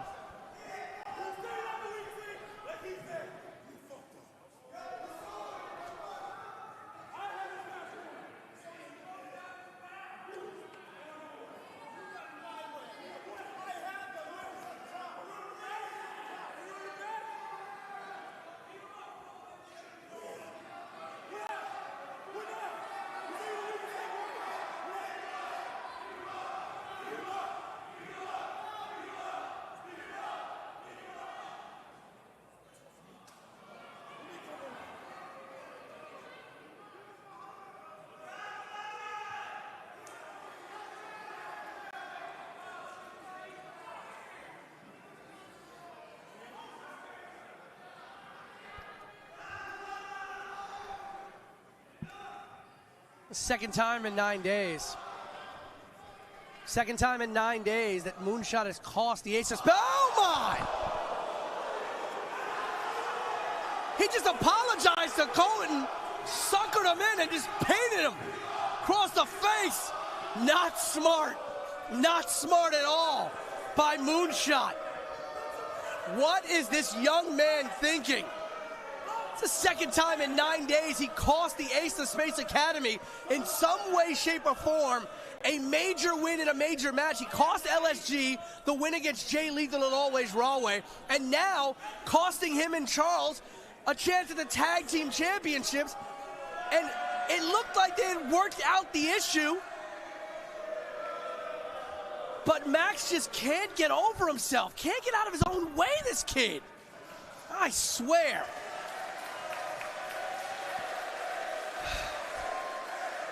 You know what, I wanted these three to work it out, but I got to agree with the Rahway faithful. I think at some point, Colton Charles has got to beat some sense into Moonshot, Max St. Giovanni. But and still your tag team champions, Sent to Slaughter. Got to wonder who is going to be next to step up for those tag team titles here at WrestlePro. Ladies and gentlemen, we are going to go to a short intermission, but later tonight we still have 2 more title matches to come. Our WrestlePro Women's Championship as Lady Frost finally gets her hands on Rebecca Scott, and our WrestlePro Gold Championship on the line as former champion CPA finally gets a shot at the title he lost 9 days ago to Matt Cardona, to the man who beat Cardona, Max Caster. And then our huge no disqualification main event as Killer Kross, his second match back since SummerSlam, against Richard Holliday. We'll be back after a short intermission. Don't go anywhere. Come back to the WrestlePro YouTube for all things Killer Smoke Show.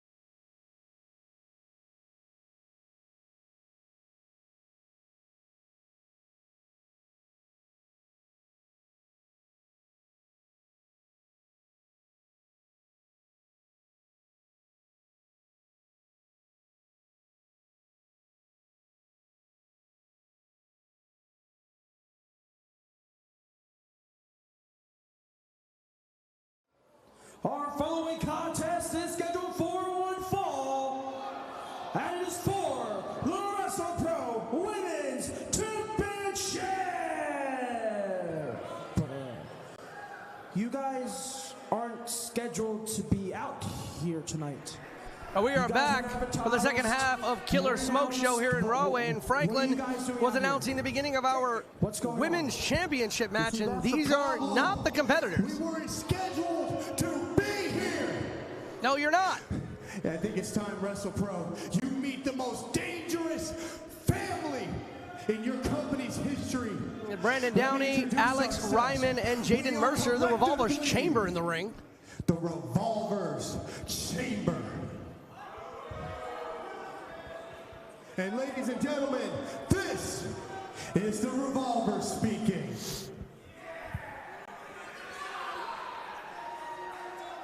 Like a malignant tumor, we're going to eat away at everything that makes you happy, WrestlePro. We are here to issue an open challenge.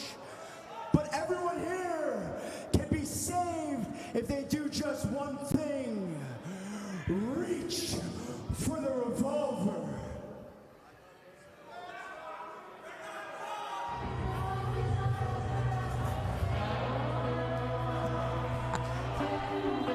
The Revolver said an open challenge for the Revolvers Chamber, and we know that music.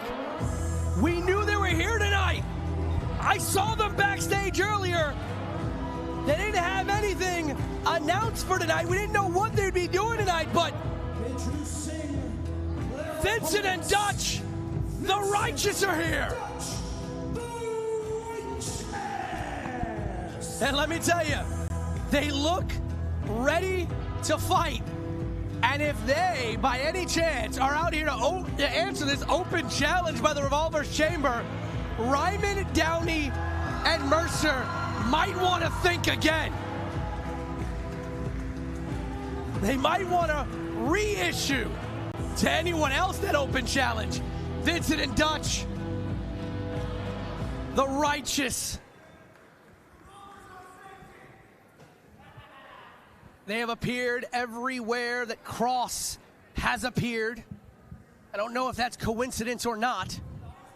Vincent's got a microphone. The veil has been lifted, and the Righteous have arrived at WrestlePro.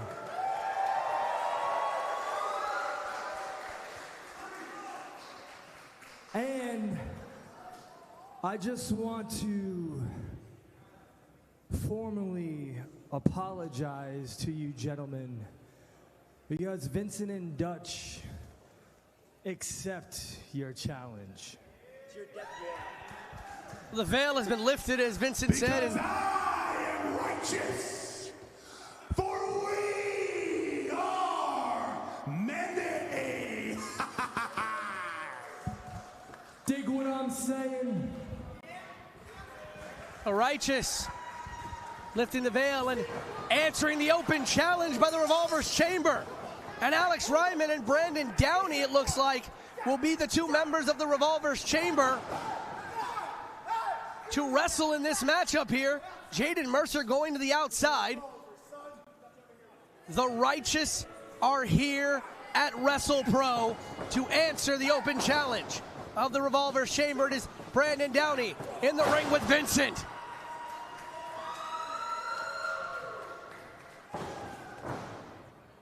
They have led the masses. The Righteous have followed. Beautiful senton there by Vincent.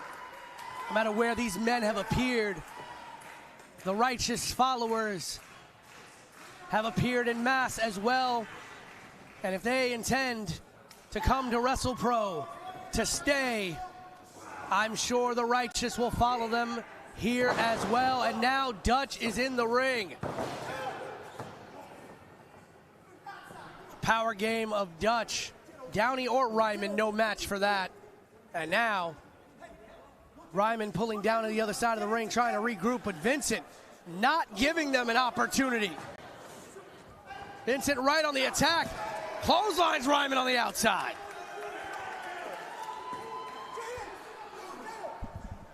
Well, this is where Jaden Mercer is. And right now, Kevin Keenan taking care of Dutch, trying to keep him in the corner, and the Revolvers Chamber taking advantage of the distraction. It is now 3-on-1. Assault on Vincent on the outside, far side of the ring. And Dutch just trying to get to his partner and even the odds.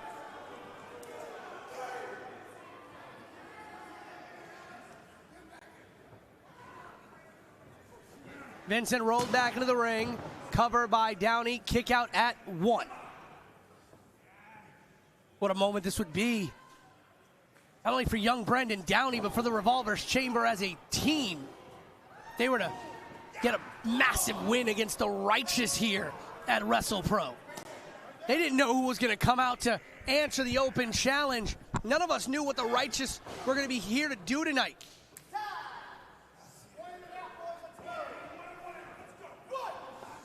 Yet here we are. Impromptu tag team matchup. Ryman knocking Dutch off the apron, keeping Vincent isolated. Now the cover by Ryman on Vincent, but again, the referee distracted by Dutch, trying to even the odds here. This time did not work in the favor of the Revolvers Chamber. Took too long, only a 2 count there. Vincent reaching for his corner, reaching for his partner.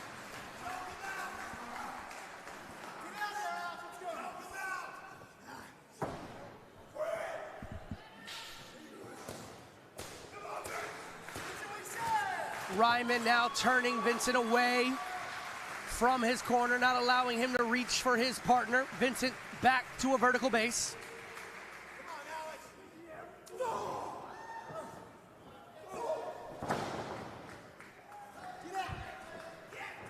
Fighting back, Downey now getting involved to try to stop the tag.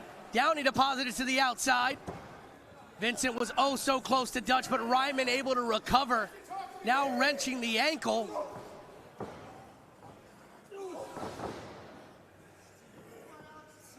And not allowing him to tag him, but finally getting to Dutch.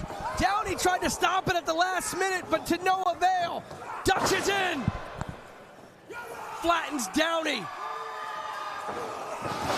And now flattens both Ryman and Downey for good measure.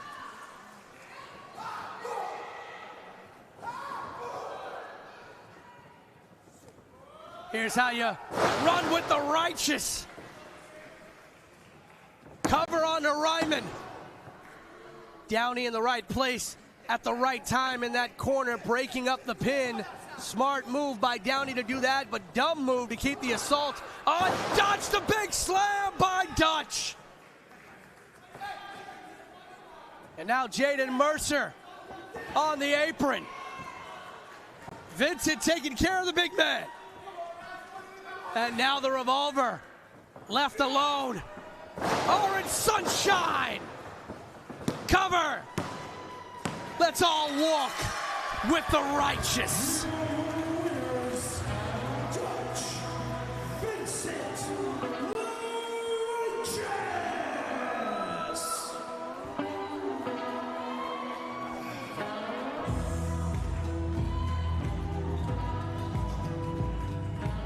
Well, that was some fun, unexpected action. We were coming back from intermission to get ready for a women's championship match, and we got an impromptu tag match. Revolvers Chamber and the Righteous. And look at this Orange Sunshine connecting on the Revolver. And Dutch with the big pin. The Revolver likes to speak. So I wonder what he's going to have to speak about with the rest of the Chamber when they get to the back.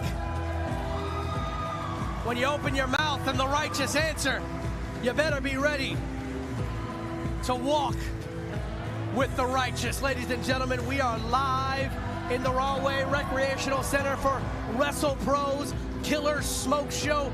What a show we have had so far. Incredible match to open the show. Jordan Oliver and TNA star Mike Santana in one-on-one action. Mike Santana bringing home the win there. We've had 2 championship matches in the first half of our show as the WrestlePro Tag Team Championships were retained by Sent to Slaughter, Danny Maff and Sean Donovan, and our WrestlePro Garden State Championship was retained by J-Heru in Suicidal Six-Way Action.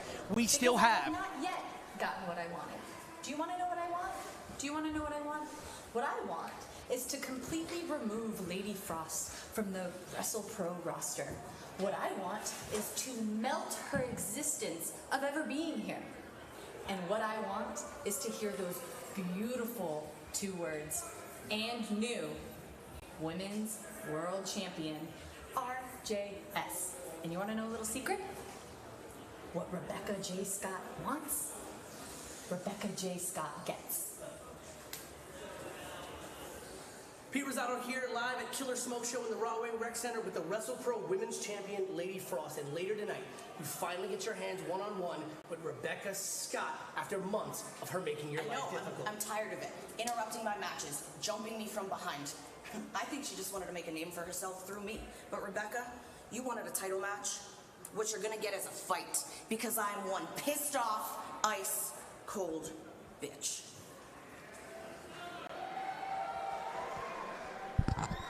Our following contest is scheduled for one fall, and it is for the WrestlePro Women's Championship.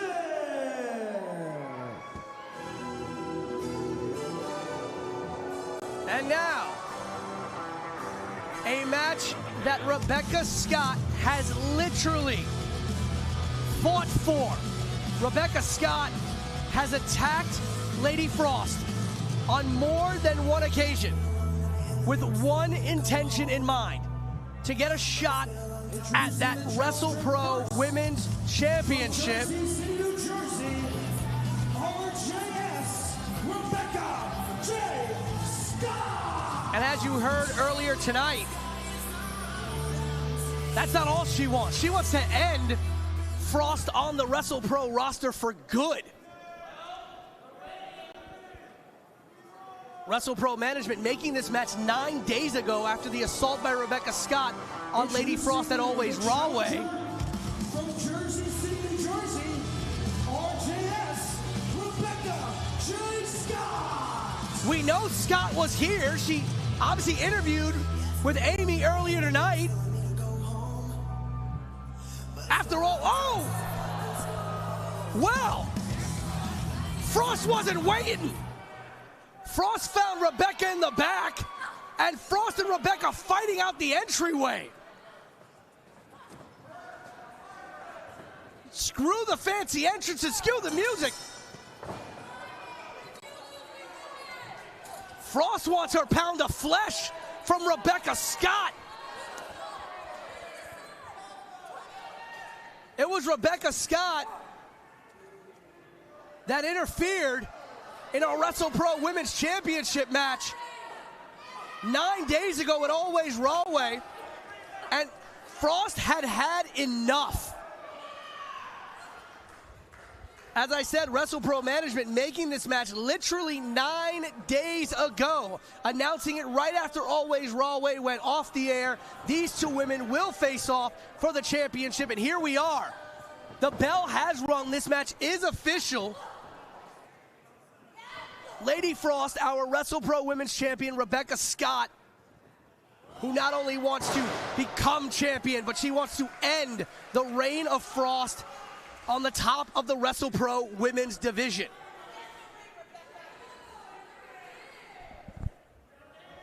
As you saw, I was lucky enough to catch up with Frost earlier tonight, and she is a woman on a mission. Oh! Spine first. Into the barricade goes Frost. And now Rebecca Scott in control. Lady Frost, the only two-time WrestlePro Women's Champion in history. Also our inaugural Women's Champion. Rebecca Scott trying to become the 5th ever Women's Champion in the history of WrestlePro. She's going to have to do it by ending a very dominant reign by Lady Frost. But Scott is definitely here for the fight.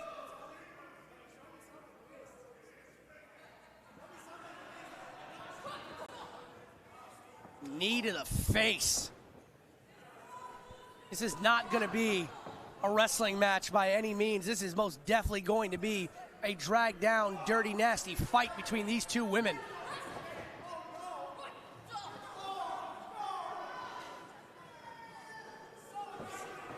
But here's the thing, I have seen Frost get angry. I have seen Frost have to get nasty in that ring before.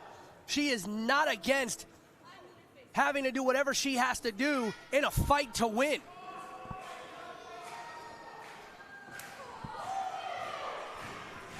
Question is Rebecca willing to go to whatever lengths she's going to have to go to do what she wants to do, to put an end to Frost? She's been good at attacking her from behind, but now Frost knows you're coming.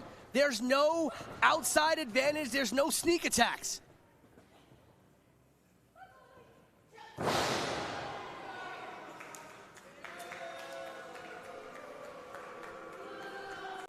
And once again, Scott rubbing it in to Lady Frost here. Cover by Scott. 2 count, Frost kicking out. Frost has been an incredible women's champion here at WrestlePro. As I stated, the inaugural champion. Lost that championship to Lena Kross, who then lost it to Serena Deeb. Frost regained, I should say, that championship in triple threat action against Deeb and Kross, and has held on to it ever since. Rebecca Scott now choking Frost out on that second rope. A disqualification will not get her that championship. It may get her a temporary defeat of Frost. But if what Rebecca J. Scott says she wants is what she really wants, she doesn't just want to embarrass Frost. She wants to hurt her. Taking the title is just the beginning. Oh my God! Wrenching the spine and the neck of Frost on that second rope. Bending that cervical and thoracic spine in a way it should not bend. Cover now by Scott. Once again, a 2 count. Scott knowing exactly what she's doing. She knows Lady Frost very adept at that aerial arsenal, that aerial offense, that athletic, acrobatic arsenal of Lady Frost. Take out the back, you take out a large chunk of the offense of Lady Frost. Vicious suplex now in the middle of the ring.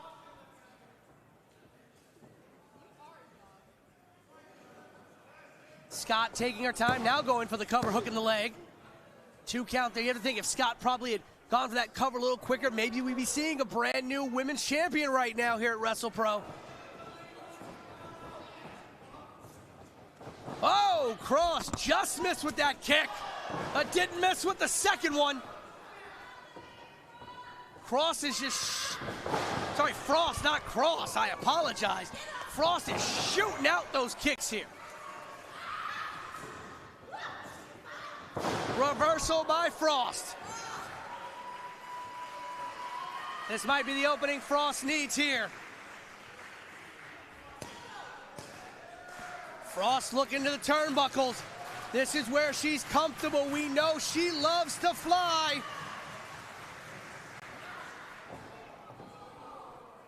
And so does Scott. Scott knocking her off that turnbuckle. Straight to the outside, and now laying in on the shots outside.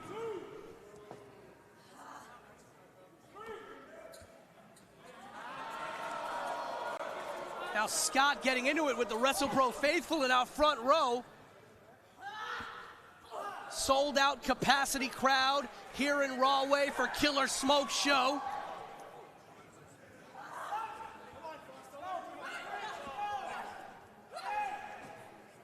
Still at it on the outside here, Frost and Scott.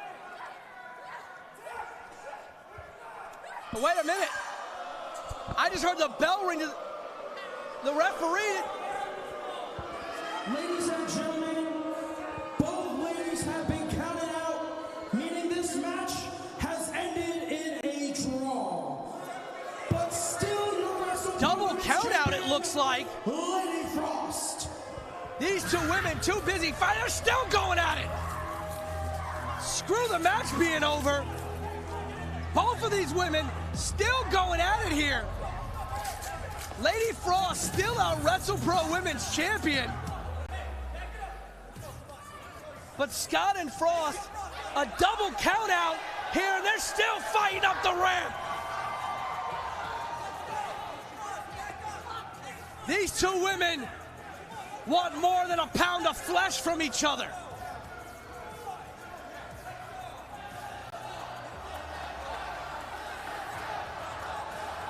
You hear the WrestlePro faithful, let them fight. As security keeps these two women apart.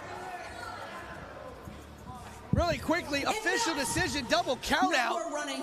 Wait. No more count outs. No more disqualifications. You want to make your name on me? Now we're going to make history. The first ever women's first blood match. November What? 23rd. Nowhere to go. Did I just... Killer, baby. I'll see you November 23rd. Did I hear what I just heard? First ever women's first blood match? Holy hell! And still.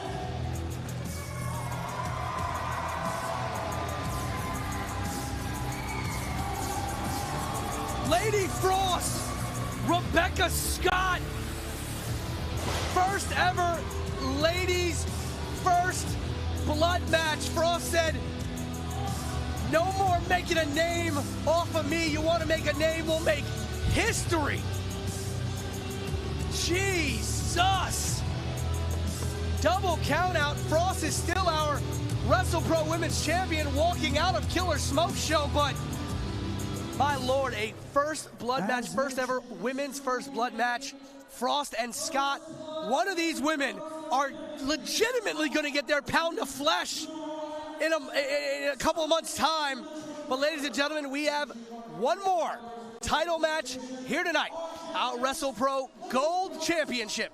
Former champion CPA, who lost the title to Matt Cardona here at Always Rahway 9 days ago, will get a shot at our newest champion, Max Caster, the best wrestler alive, who won the championship from Matt Cardona at Always Rahway when he cashed in his on-the-spot title shot medallion to become our new WrestlePro Gold Champion. But again, our main event right after that, the no disqualification match, Killer Kross, Richard Holliday. Ladies and gentlemen, don't go anywhere. Last two matches of Killer Smokeshow are going to be more than what you paid for. Trust me on that. Let's go to the ring for our WrestlePro Gold Championship match. Ladies and gentlemen, our following contest is scheduled for one fall, and it is for the WrestlePro Gold Championship.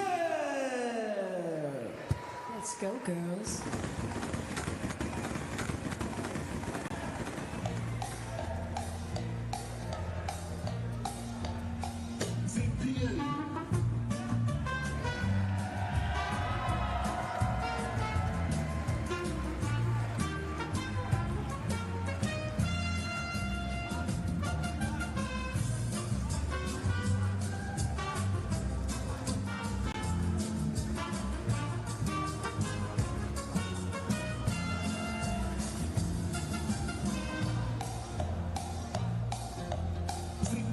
For 552 days, CPA reigned atop the rankings here at WrestlePro as the WrestlePro Gold Champion.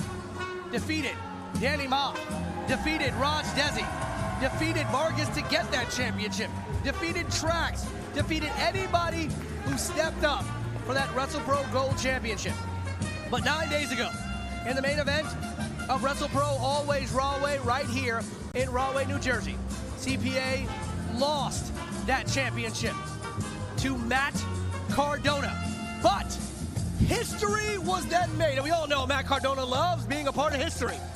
the shortest WrestlePro Gold Championship reign ever, as Max Caster, who earlier that night had won a ladder match for the on-the-spot title shot medallion, came out and cashed in that medallion on a laid-out Matt Cardona to become your brand new WrestlePro Gold champion. So, WrestlePro management decided CPA, as the former champion, will get a rematch for that championship against the brand new champion, the best wrestler alive, Max Caster.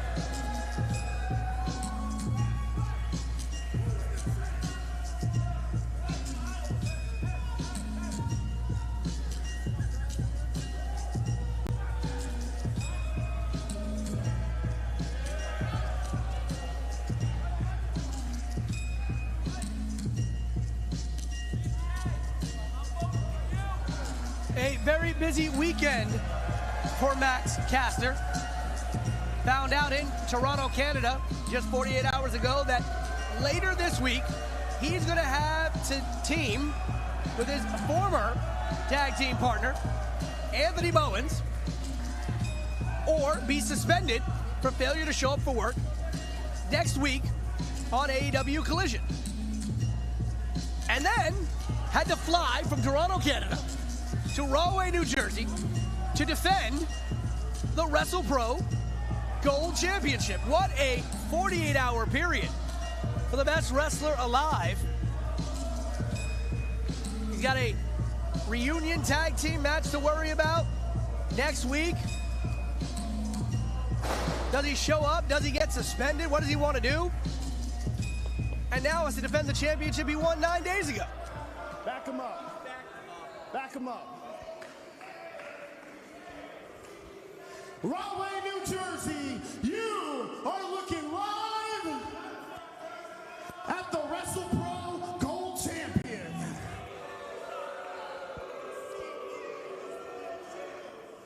Everybody knows that the dirty people in the cesspool known as the Garden State want to do one thing and one thing only, and that's chant the name of the champ.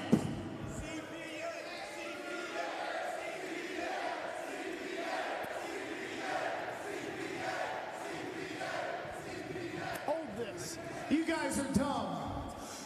Let's go, Max. You're the best wrestler alive. Let's go, Max. You're the best wrestler alive. Let's go, Max. You're the best wrestler alive.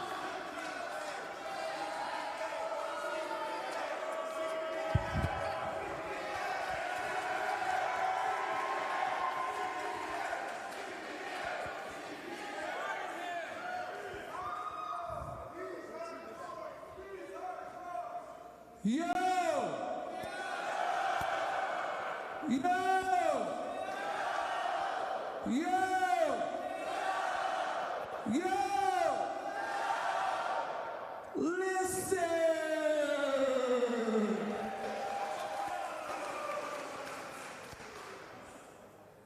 CPA is gonna take his entrance jacket off. CPA is gonna take an entrance jacket off.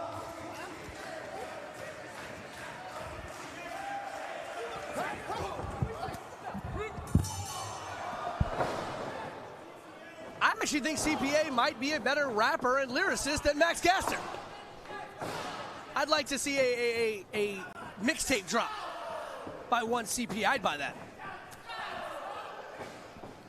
Again, CPA, the former WrestlePro Gold champion, 552 days.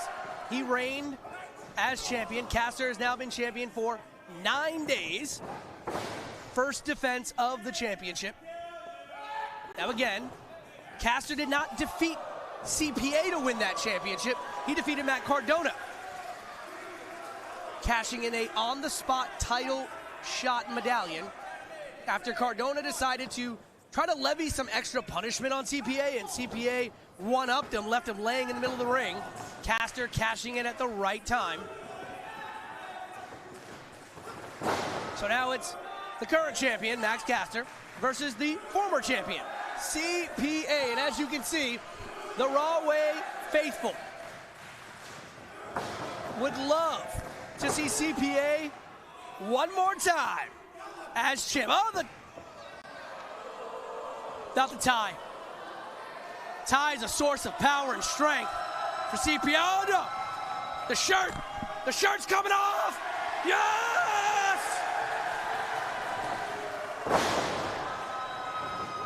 Every time CPA removes a dress shirt, he gets stronger. It's like the Hulk when he gets angrier. He gets stronger and stronger.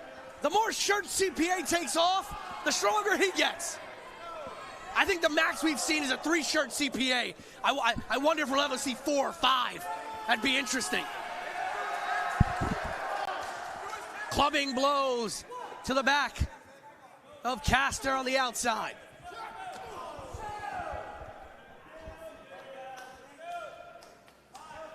Platinum Max would love to keep that WrestlePro Gold Championship in his possession.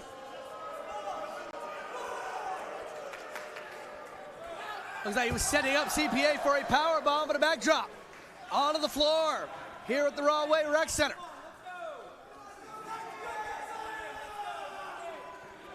But they've got to get inside the ring. Title cannot change hands on the outside. We saw that in our Women's Championship match. Double countout led to a retention by Lady Frost.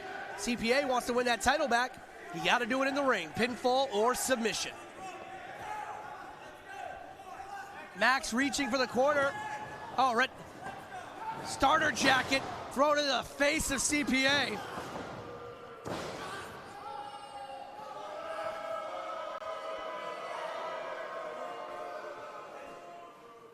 Caster once again on the assault. CPA though.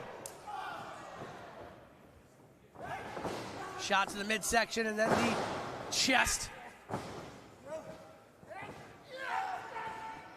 Oh! Massive maneuver by Caster. Cover now to retain the title. 2 count only.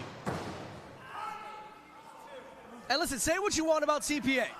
You cannot underestimate the man. He has been in the ring against men who are taller than him, stronger than him, more vicious than him, who are willing to go to lengths that CPA would not be willing to go to, and yet he has prevailed each and every time. The man defies any logic, and yet is one of the best professional wrestlers you're going to see. Yet to this day, there are people who step in the ring with CPA who underestimate his ability, underestimate him as an athlete.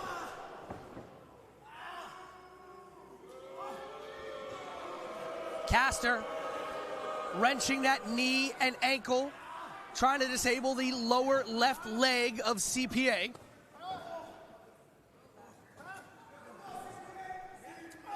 I was one of them. I'm not gonna lie. I'm not gonna deny it. The night that CPA stepped into that ring against Vargas, when Vargas was still WrestlePro Gold Champion, I was like, there's no way.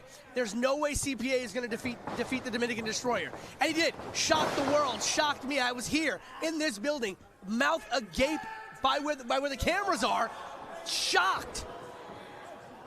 Oh, CPA looking to shock the world again. Only a 2 and a big clothesline by Caster. Caster going right into the cover. 2 count. But over 550 plus days, CPA proved me and everyone wrong. Retained that championship time and time again. And looking to do what only 3 other men in the history of WrestlePro have ever done, and that is be 2-time WrestlePro Gold Champion.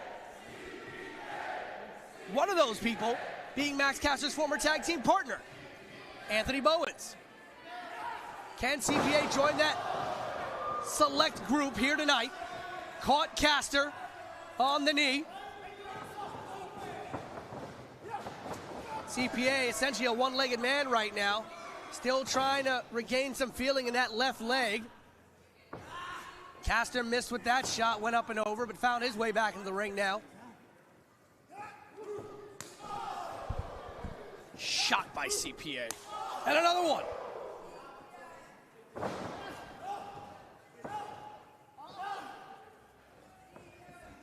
Following this. Oh, wait a minute! That can wait! We're 2 shirts deep! Shirt number 3!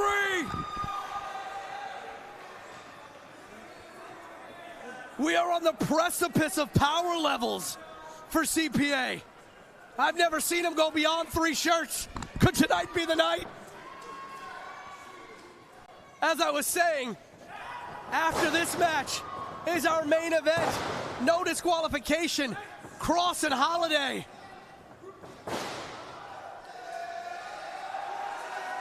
Caster hung up on the second rope. Everybody here knows what's coming, but so does Caster. Caster got out of the way.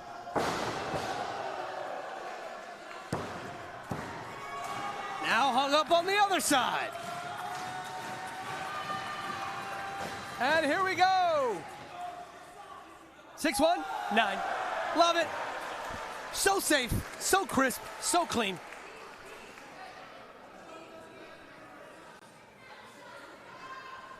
CPA up top, drop kick.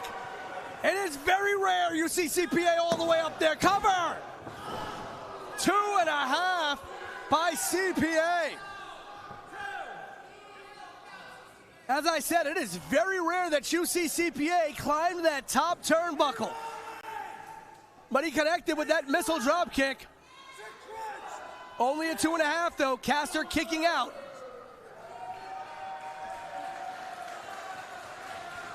That's the power of 3 shirts. He can get up to the top rope now.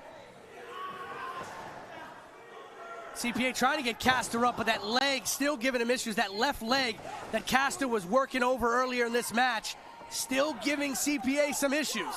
Wasn't able to get Caster up. Now Caster isolating CPA in the corner.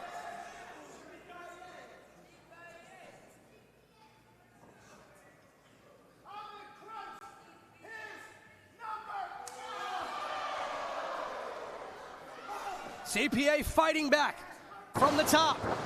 Caster tried to rip him off the top turnbuckle the hard way, but CPA holding on. Oh, the athleticism of Caster jumping up to that second rope. One fell swoop.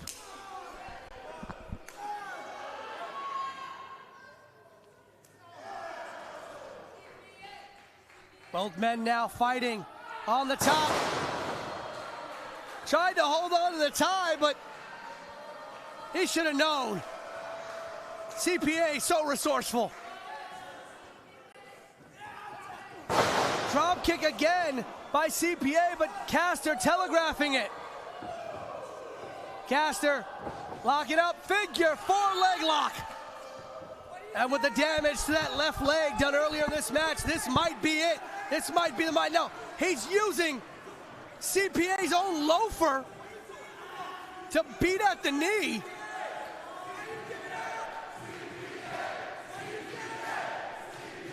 The Rahway faithful trying to give CPA the power he needs to fight out of this figure 4 leg lock. The damage already done to that left knee earlier in the match, but CPA finding a way to that bottom rope. Caster right back on the assault.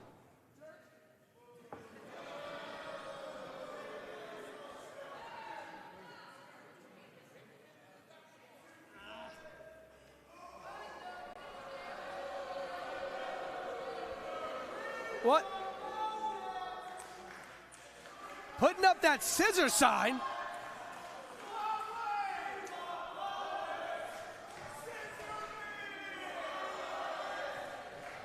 Telling Rahway to scissor him. Oh, the good old days. Oh, he's actually got a pair. He's got a pair with him.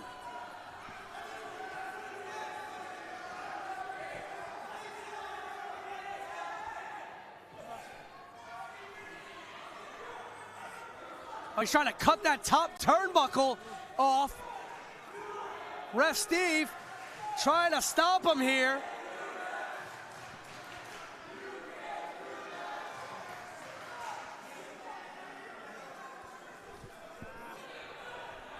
What a perversion of the Scissor Me. We all loved it. We were all, time in America, we were all scissoring each other. It was a great time in America.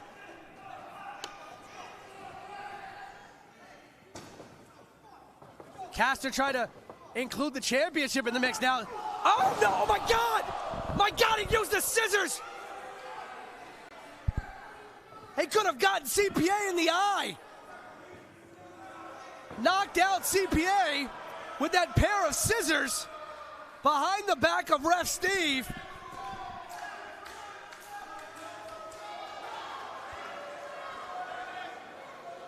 Caster. Pizza. Oh! Oh my God! Anthony Bowens is here! Bowens is back! And he drops Caster on that top rope. Well, we might need Jerry Lynn to talk to these two again. Obviously still not on friendly terms. And four shirts for the first time ever. It's 4-shirt CPA. CPA up top. He's got Caster. DVD. Cover him, damn it. 1, 2, yes! Yes!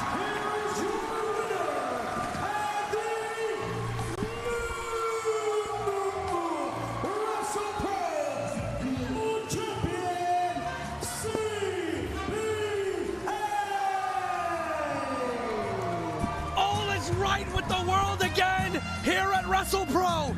CPA, once again, your WrestlePro Gold Champion.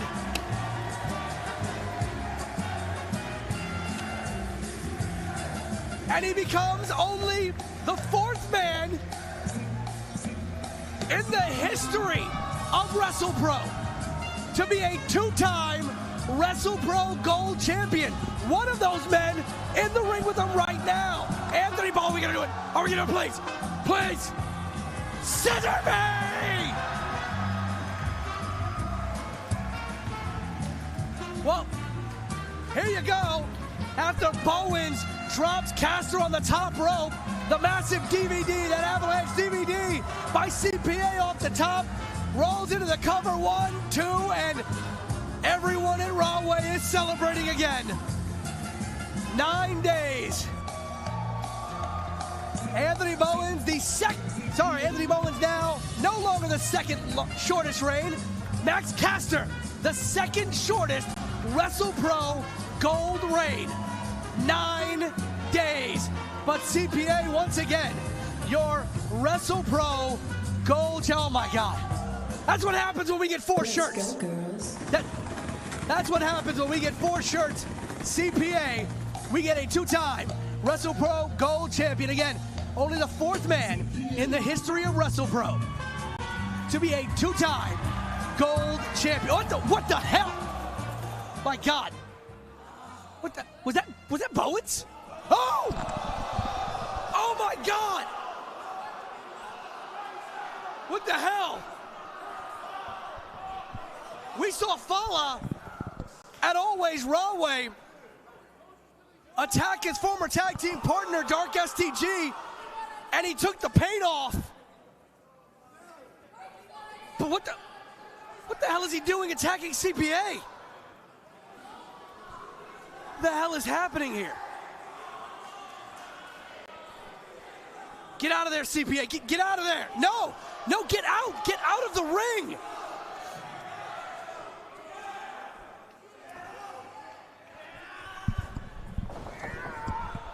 Oh! After a grueling match against Caster, CPA being laid out by the Panda Man from Pandaland. The paint may be gone, but the darkness is not gone. from Falaba.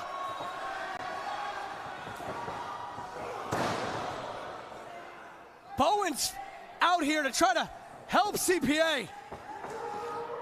No!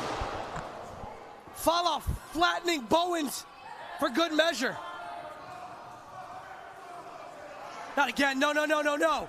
No, no, somebody get security out here. Somebody get some referees out here. Get CPA out of the ring. No! Ow! My God. Get CPA out of that ring right now. For God's sakes.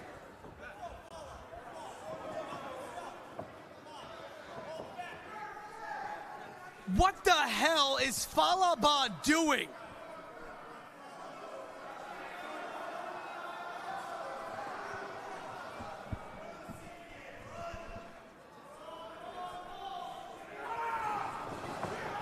No, no, no, no, no, no, no!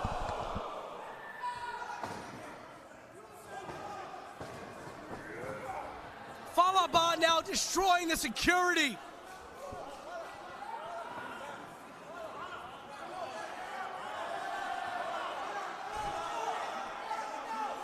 Drag CPA out of the ring.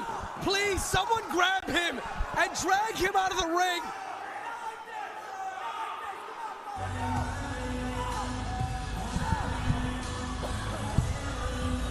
Oh my! Fala's former tag team partner, Dark STG. Dark STG is out here.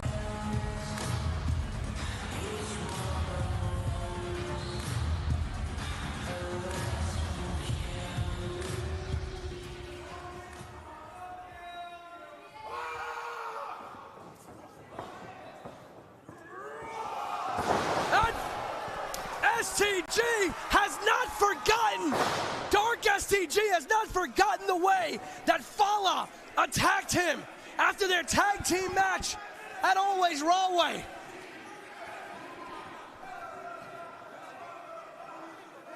And listen, I may not like the things that Dark STG has done over his career here at WrestlePro, or many of the things that he has done.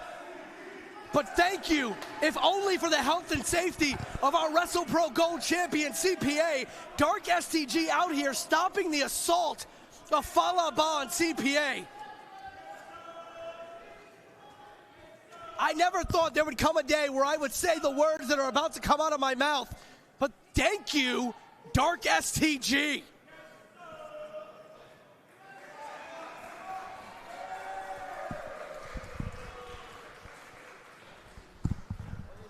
Lord, we might need some medical professionals out here. Thankfully, the Rahway Rec Center not too far from a medical facility here in Rahway. CPA might need medical attention after that attack, that post-match assault by Falaba.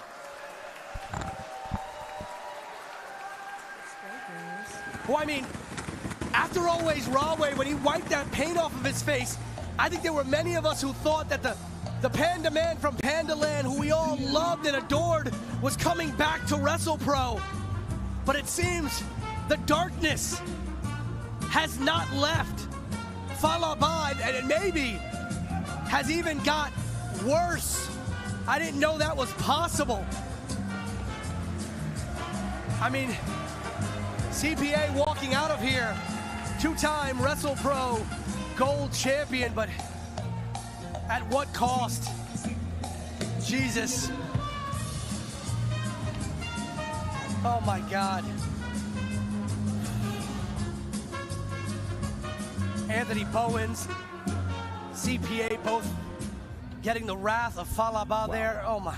Kevin, I gotta tell you, I am so happy for you. One, because I can already tell this is going to be an amazing read. And two, because you're white hot right now.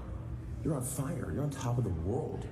You're fresh on the indies, you're making a name for yourself all over the place. People are chanting, "We want Kross." And hell, WrestlePro is chanting, "We want Kross." They just made a show about you and Scarlett. Smart business move, cashing in on your guys' buzz. I would do the same thing. Now, I don't know if they have an opponent for you or not, but I want to throw my name in the hat. And your first inclination might not be to want to fight me because we do have a good friendship, but Listen, I'm very good at separating business from relationships, so you don't have to worry about that, okay? But, man, this is cool that you have a book in Barnes & Noble.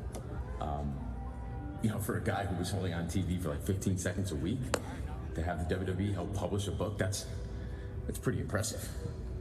And listen, I don't mean that as any disrespect at all. I want to make sure that this book sale does really well, so you can make a lot of money from it, because we're not getting a paycheck from them anymore. Yeah, and listen, again, like I'm not trying to piss you off. I'm really not. Last thing I want to do is piss you off. You could break a baseball bat with your own arm.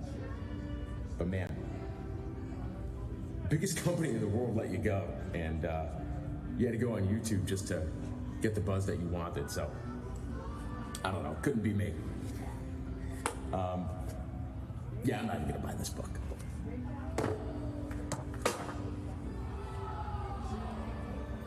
Richard, my dear friend, thank you so much for reaching out. Hopefully you pick the book back up and put it back on the shelf. I appreciate you extending such kind words to me. I know you weren't trying to piss me off. You just have a particular way of how you talk to people. I'm noticing that you're all over the place. But I'm also noticing you're not really doing anything of great substance, like nothing really important as usual. So I was thinking to myself, wow, you pissed me off. You know you did. You know what you're doing right now. I know what you want to do. So how about this? September 21st, Rahway, New Jersey. You show up to the Killer Smokeshow.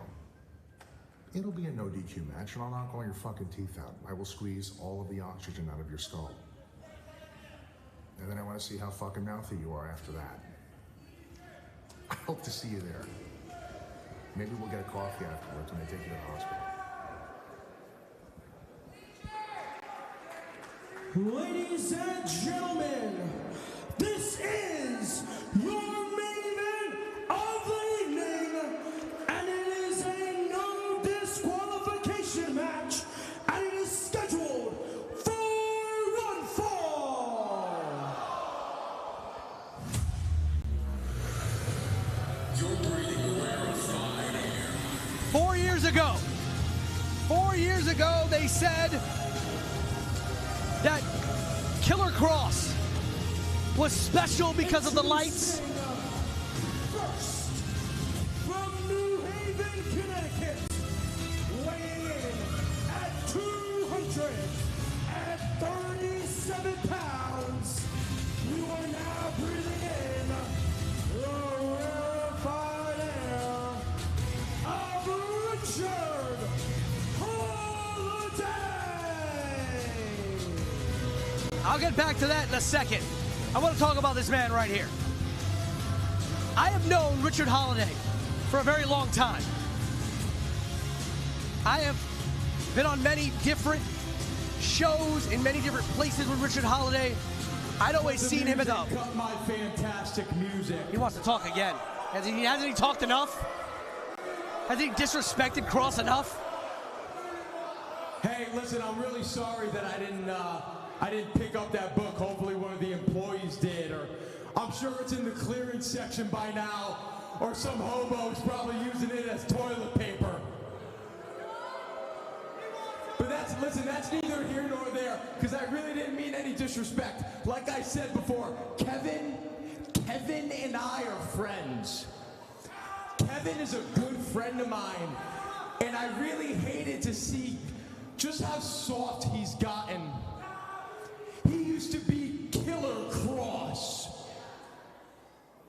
Now he's just a worst-selling author of the New York Times. And he had to rely on you people to get over. He needed to start a fake hashtag, We Want Kross.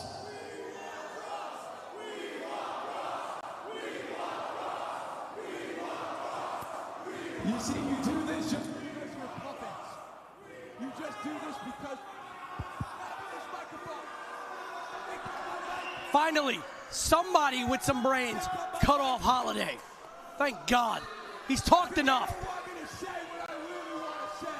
The man disrespects Killer Kross, calling him by his government name in front of all these people who don't need to know it, calls him Kevin instead of Kross. You've already got the man in the main event of Killer Smokeshow.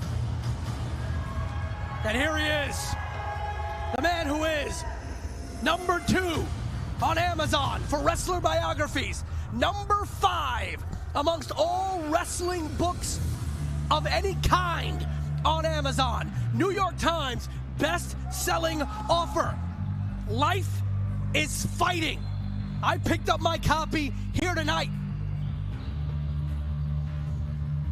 Thousands upon thousands, millions of people chanting, "We want Kross."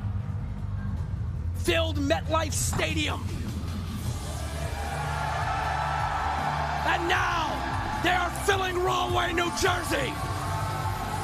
That is Killer Kross. That is Scarlett. This is Killer Smokeshow.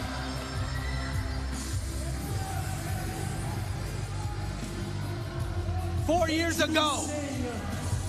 First, accompanied to the ring by Scarlett Bordeaux.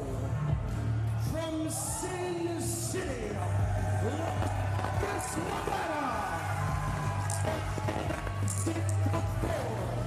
weighing in at 230 pounds, he is the People's Executioner,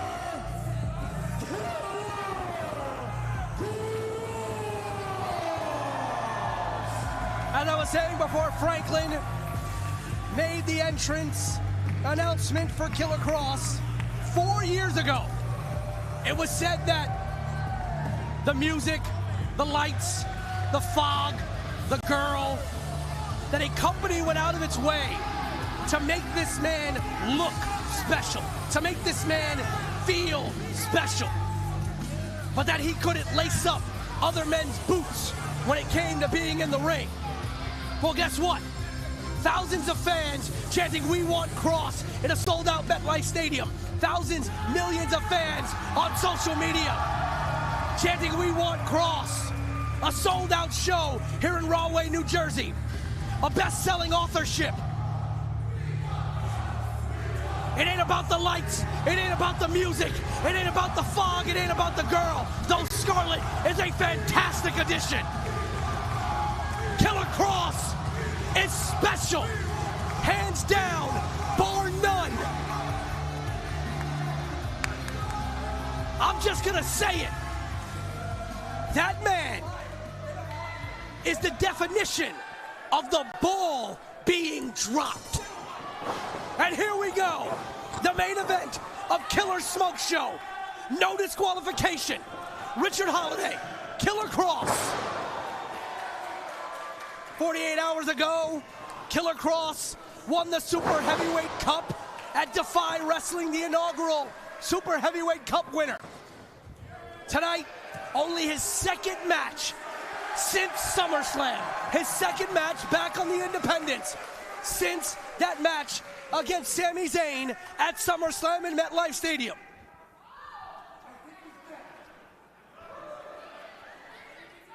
He's made his appearances in multiple places. He's been on a book tour. Again, get your copy of Life is Fighting at Amazon, Barnes & Nobles, or wherever books are sold. Tonight, Richard Holliday is going to learn all about life being a fight. Because until that bell rings and we determine a winner, even if Richard Holliday finds a way to win tonight, he is going to feel the pain of Killer Kross.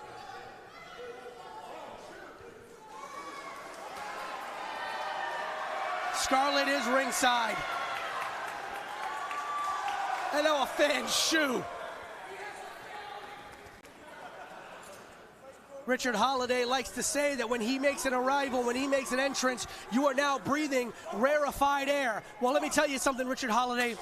Killer Kross has breathed all of the rarefied air that you have yet to put into your lungs. He has breathed the rarefied air at TNA Impact Wrestling. He has breathed it at Lucha Underground. He has breathed it in Mexico. He has breathed it at NXT, a two-time NXT champion. He has breathed it at the Pinnacle in WWE. Not once, but twice.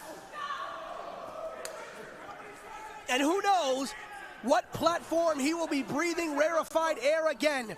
But he has breathed air that Richard Holliday still dreams of breathing. So tonight, Richard Holliday is going to have to back up some mighty words.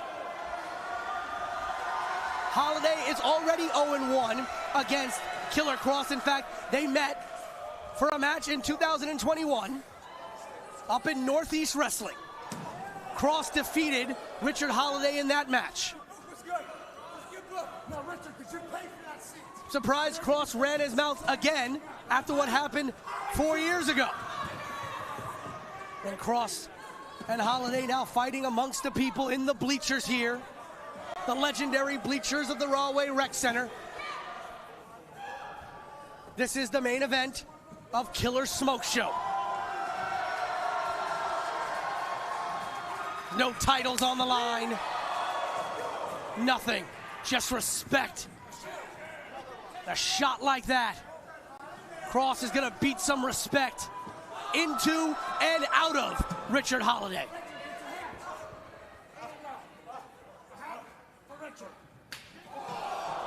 And our fans. What's up, WrestlePro?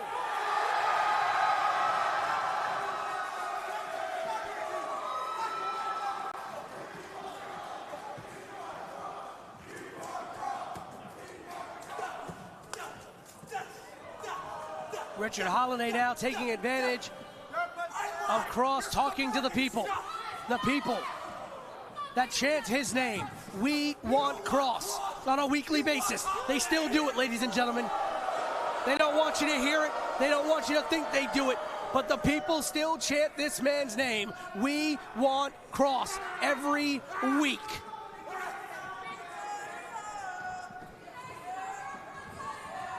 And the question that I have is who is going to be the first person, the first platform to pick up a phone and make that phone call to this man.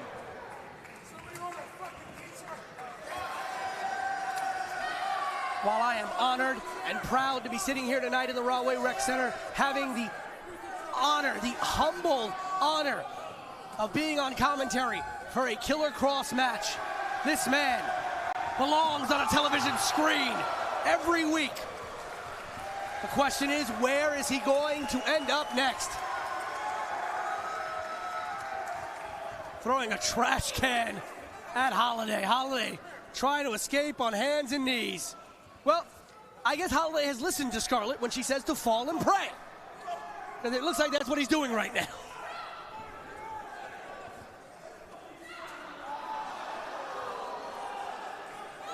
Holliday building some distance between him and Kross. Chair! Straight, oh, Kross ate it. Kross ate that chair. Do you understand what this man has been through? The emotional pain, the emotional turmoil that he has been through over the last couple of months is nothing to the physical pain of the chair to the face.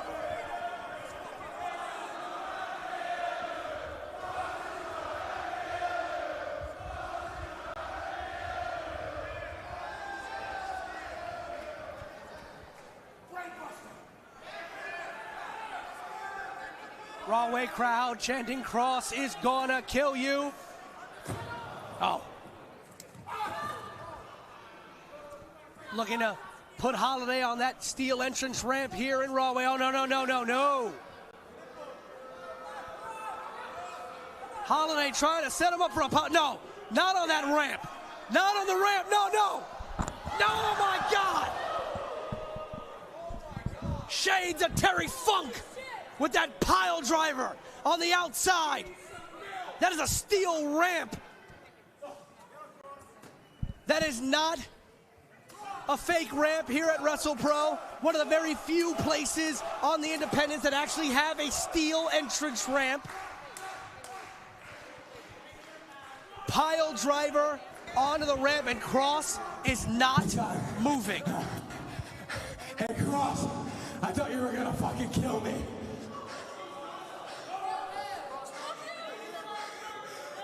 Wait, hang on, I think I hear the phone ringing. Oh, is this Hunter? Yeah, I'm with him right now. Oh, the disrespect. Yeah. No, he can hear me. Oh, what do you want me to tell him?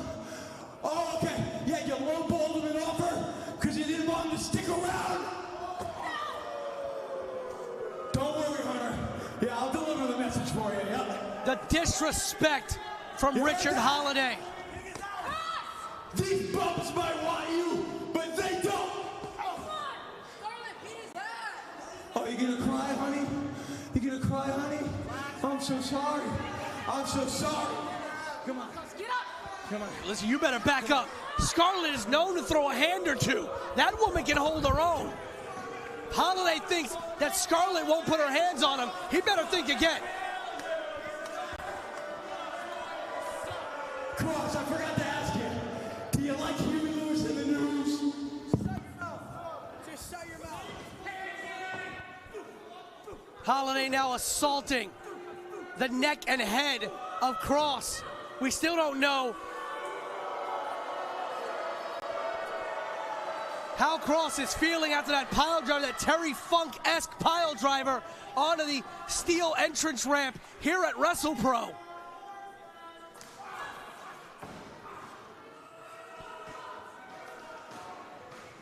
Chop across the sternum.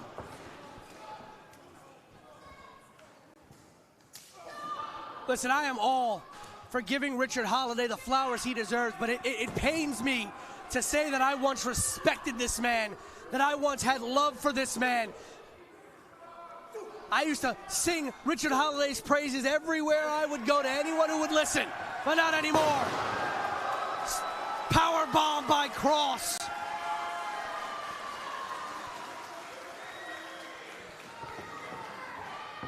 Cover now. 2.5, but Kross still favoring that neck after that pile driver on the ramp. You don't know how much damage Kross is having to deal with right now, how much damage Holliday inflicted. We probably won't know until long after the match, but I know Kross is going to fight through it until he can't move a muscle in his body. And now Holliday going low. Chop block to the left knee of Killer Kross. Now attacking the right leg. Oh, Garvin stomps.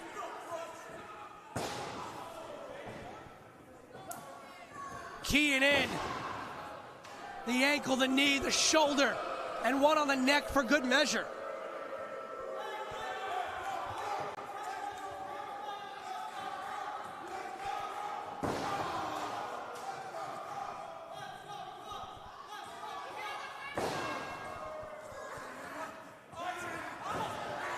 Kross. Here's that BJJ background. That martial arts background, that fighting background. The most skilled shooter in professional wrestling, you could say.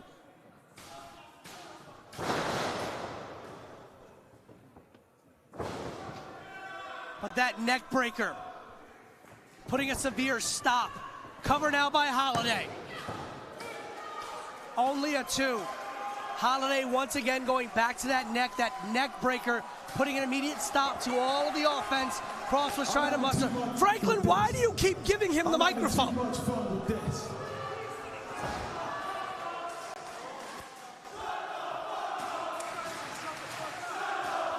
I agree. I got the microphone.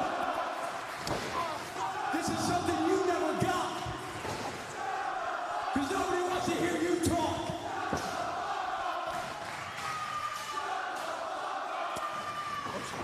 Oh shit.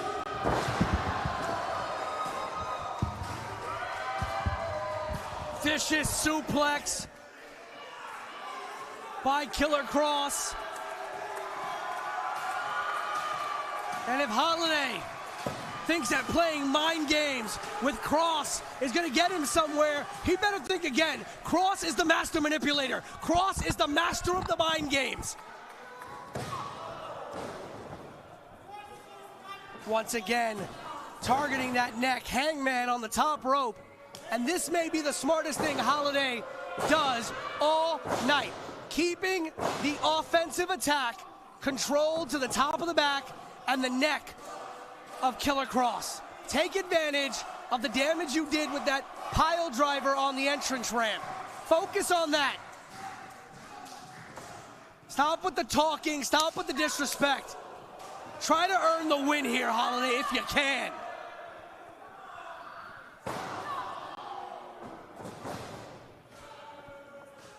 Right to the, oh, the disrespect. He took in the arms for a pedigree. Going for a pedigree. Kross reversing it. Not again, not again. Not another pile driver. No, no. Styles clash. The disrespect continues. 2.5. Kross kicking out. The utter disrespect by Richard Holliday has no bounds. Hooked the arms, tried to hit a pedigree on Kross in this match. Couldn't, and reversed it into a Styles clash. Your little run, this little joke with your hashtag, it ends tonight. And again, talking smack to Kross. It's almost like Holliday is getting off on embarrassing Kross more than beating him.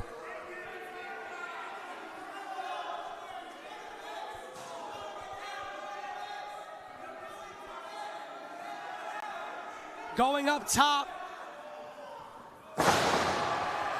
Trying to go for an elbow drop, but Karma is a you-know-what. Threw a middle finger at Scarlett before coming down with that elbow drop, and ain't nothing but canvas.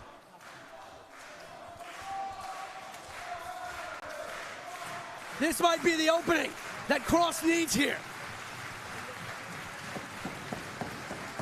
Kross and Holliday both fighting to a vertical base on their knees right now, trading vicious shots in the middle of the ring.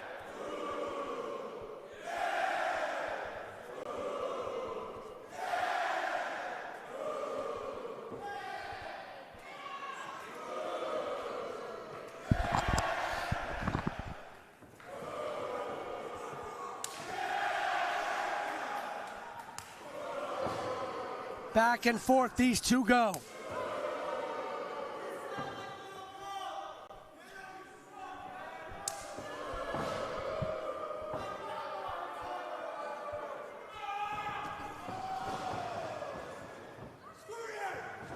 No!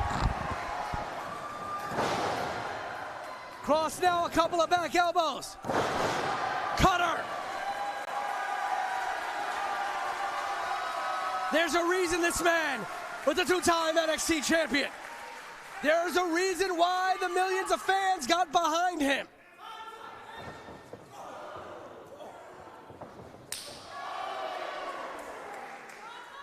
Vicious shot, laying that forearm in.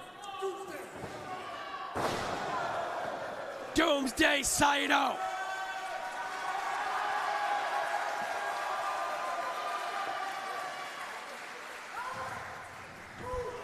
And now, oh, what the hell? The Revolvers Chamber out here. His signature move, Holliday. Holliday connected with his signature move.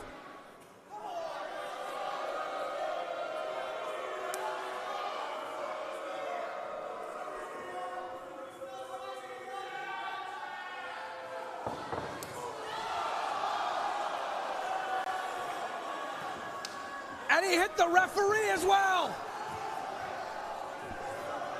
And now, Ryman Downey. The Revolvers Chamber in the ring. What the hell? These three have no business with Kross. And are they in league with Holliday?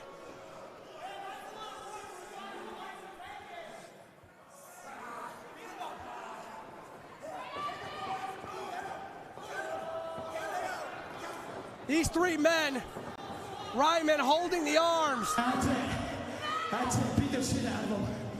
Come on, lay it on. Lay it on thick.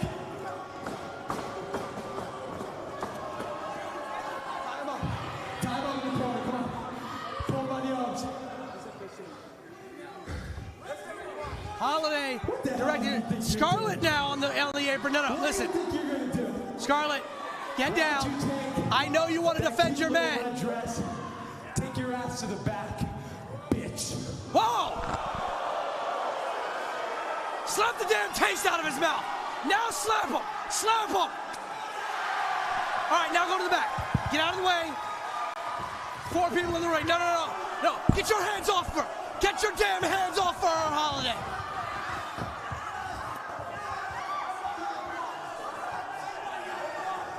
The hell he... Oh! The Righteous have hit the ring. The Righteous earlier tonight defeated the Revolvers Chamber in an impromptu tag team match. They answered an open challenge. Vincent and Dutch clearing the Revolvers Chamber from the ring. Well, Ryman's still there. Destroyer! Scarlett with a destroyer on Ryman. Hell yes!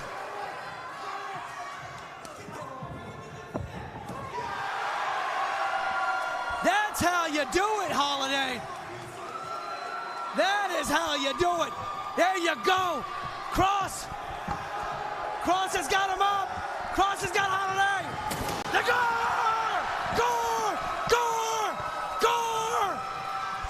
Kross tribute to Rhino. And that is it.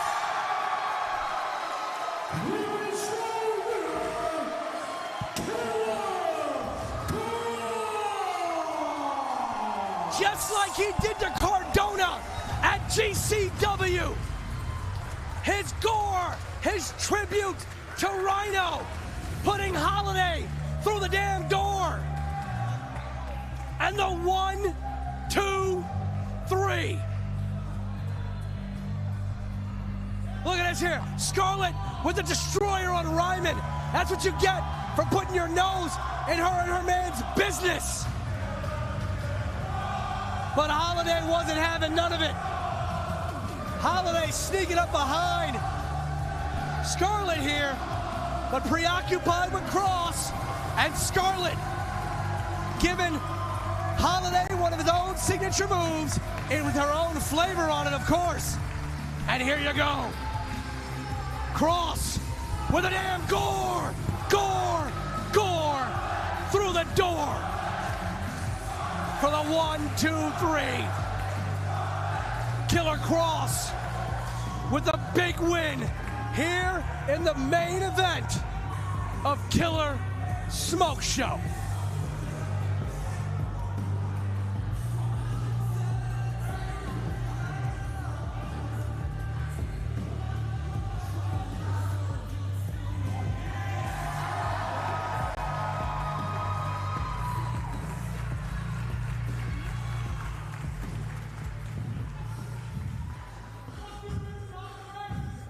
Yeah, dick boy, did you hear that?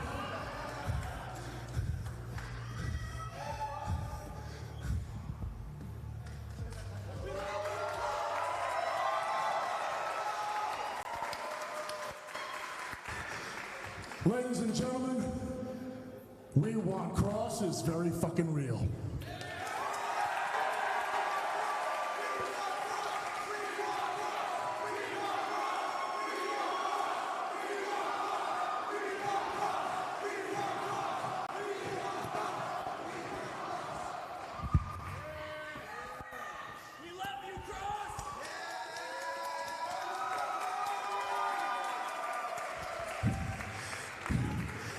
Everything I have ever done in this ring has been about trying to create moments for people who are watching. Like once upon a time, that kid in the back saying, "I love you, Scarlett." I was a kid out in the audience once upon a time telling my favorite wrestlers I love them too.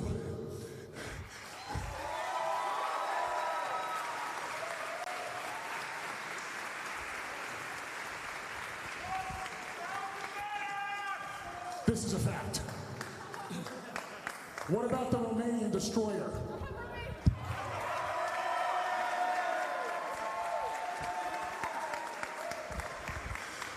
I just came here from the other side of the country, coast to coast. I'm so glad I did. I just want to tell everybody in here, thank you for remembering who I actually am.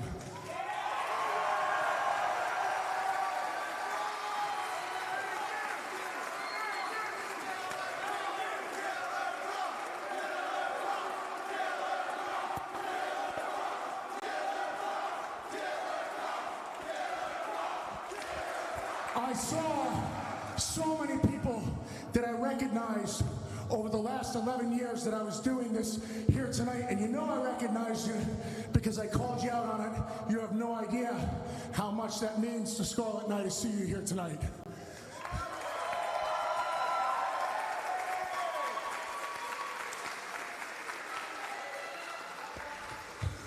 I'm not going to BS anybody. Everybody's got to make a living.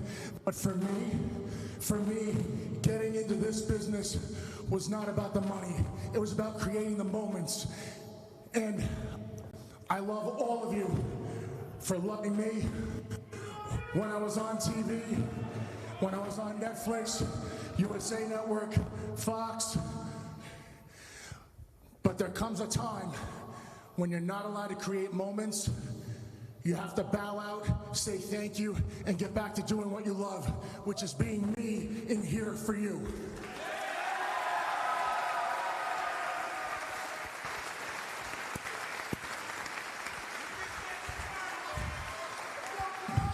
Believe me, it's not an easy thing to talk about, and you gotta talk about it with grace, because I still have so much love and respect for so many people there.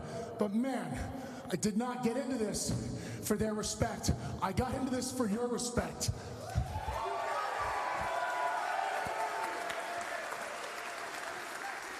The guys locally here will tell you, when you're breaking into this business, you come out here and you wrestle for free until you learn to connect with the audience. And this is the best way to bring up professional wrestlers on the indies, because then they learn to give you what you're looking for. That's where I came from.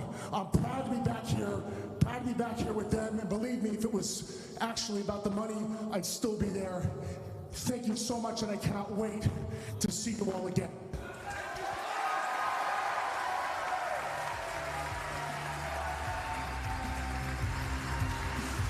Ladies and gentlemen, whether you're saying we want Kross or you're just clapping because of how this match ended tonight, I'm going to tell you what I'm going to say. Thank you, Killer Kross, for everything you have done, and thank you for everything you continue to do for every single one of us in this business. Ladies and gentlemen, the righteous are out here. The righteous out here with...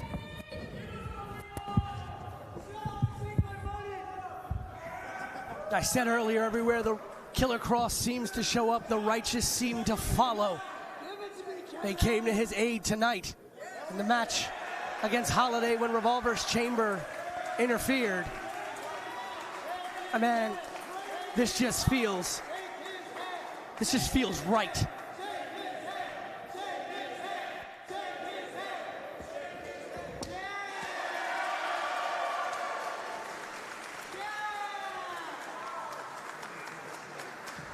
That look of mutual respect and love from Dutch and Vincent to Kross and Scarlett. Ladies and gentlemen, from We Want Kross to thank you, Kross. That is what I will say as we go off the air here tonight to everyone here in Rahway, New Jersey and WrestlePro. Thank you for tuning in to Killer Smokeshow. That is your victor in our main event, Killer Kross. Stay tuned. November 23rd, Sunday, November 23rd, WrestlePro comes right back to Rahway. So tune your YouTube keep subscribed. Hit that button if you haven't yet. And we will catch you on Sunday, November 23rd, right back here in Rahway. For everyone in the back, I'm the voice of WrestlePro, Pete Rosado. Thank you, and good night.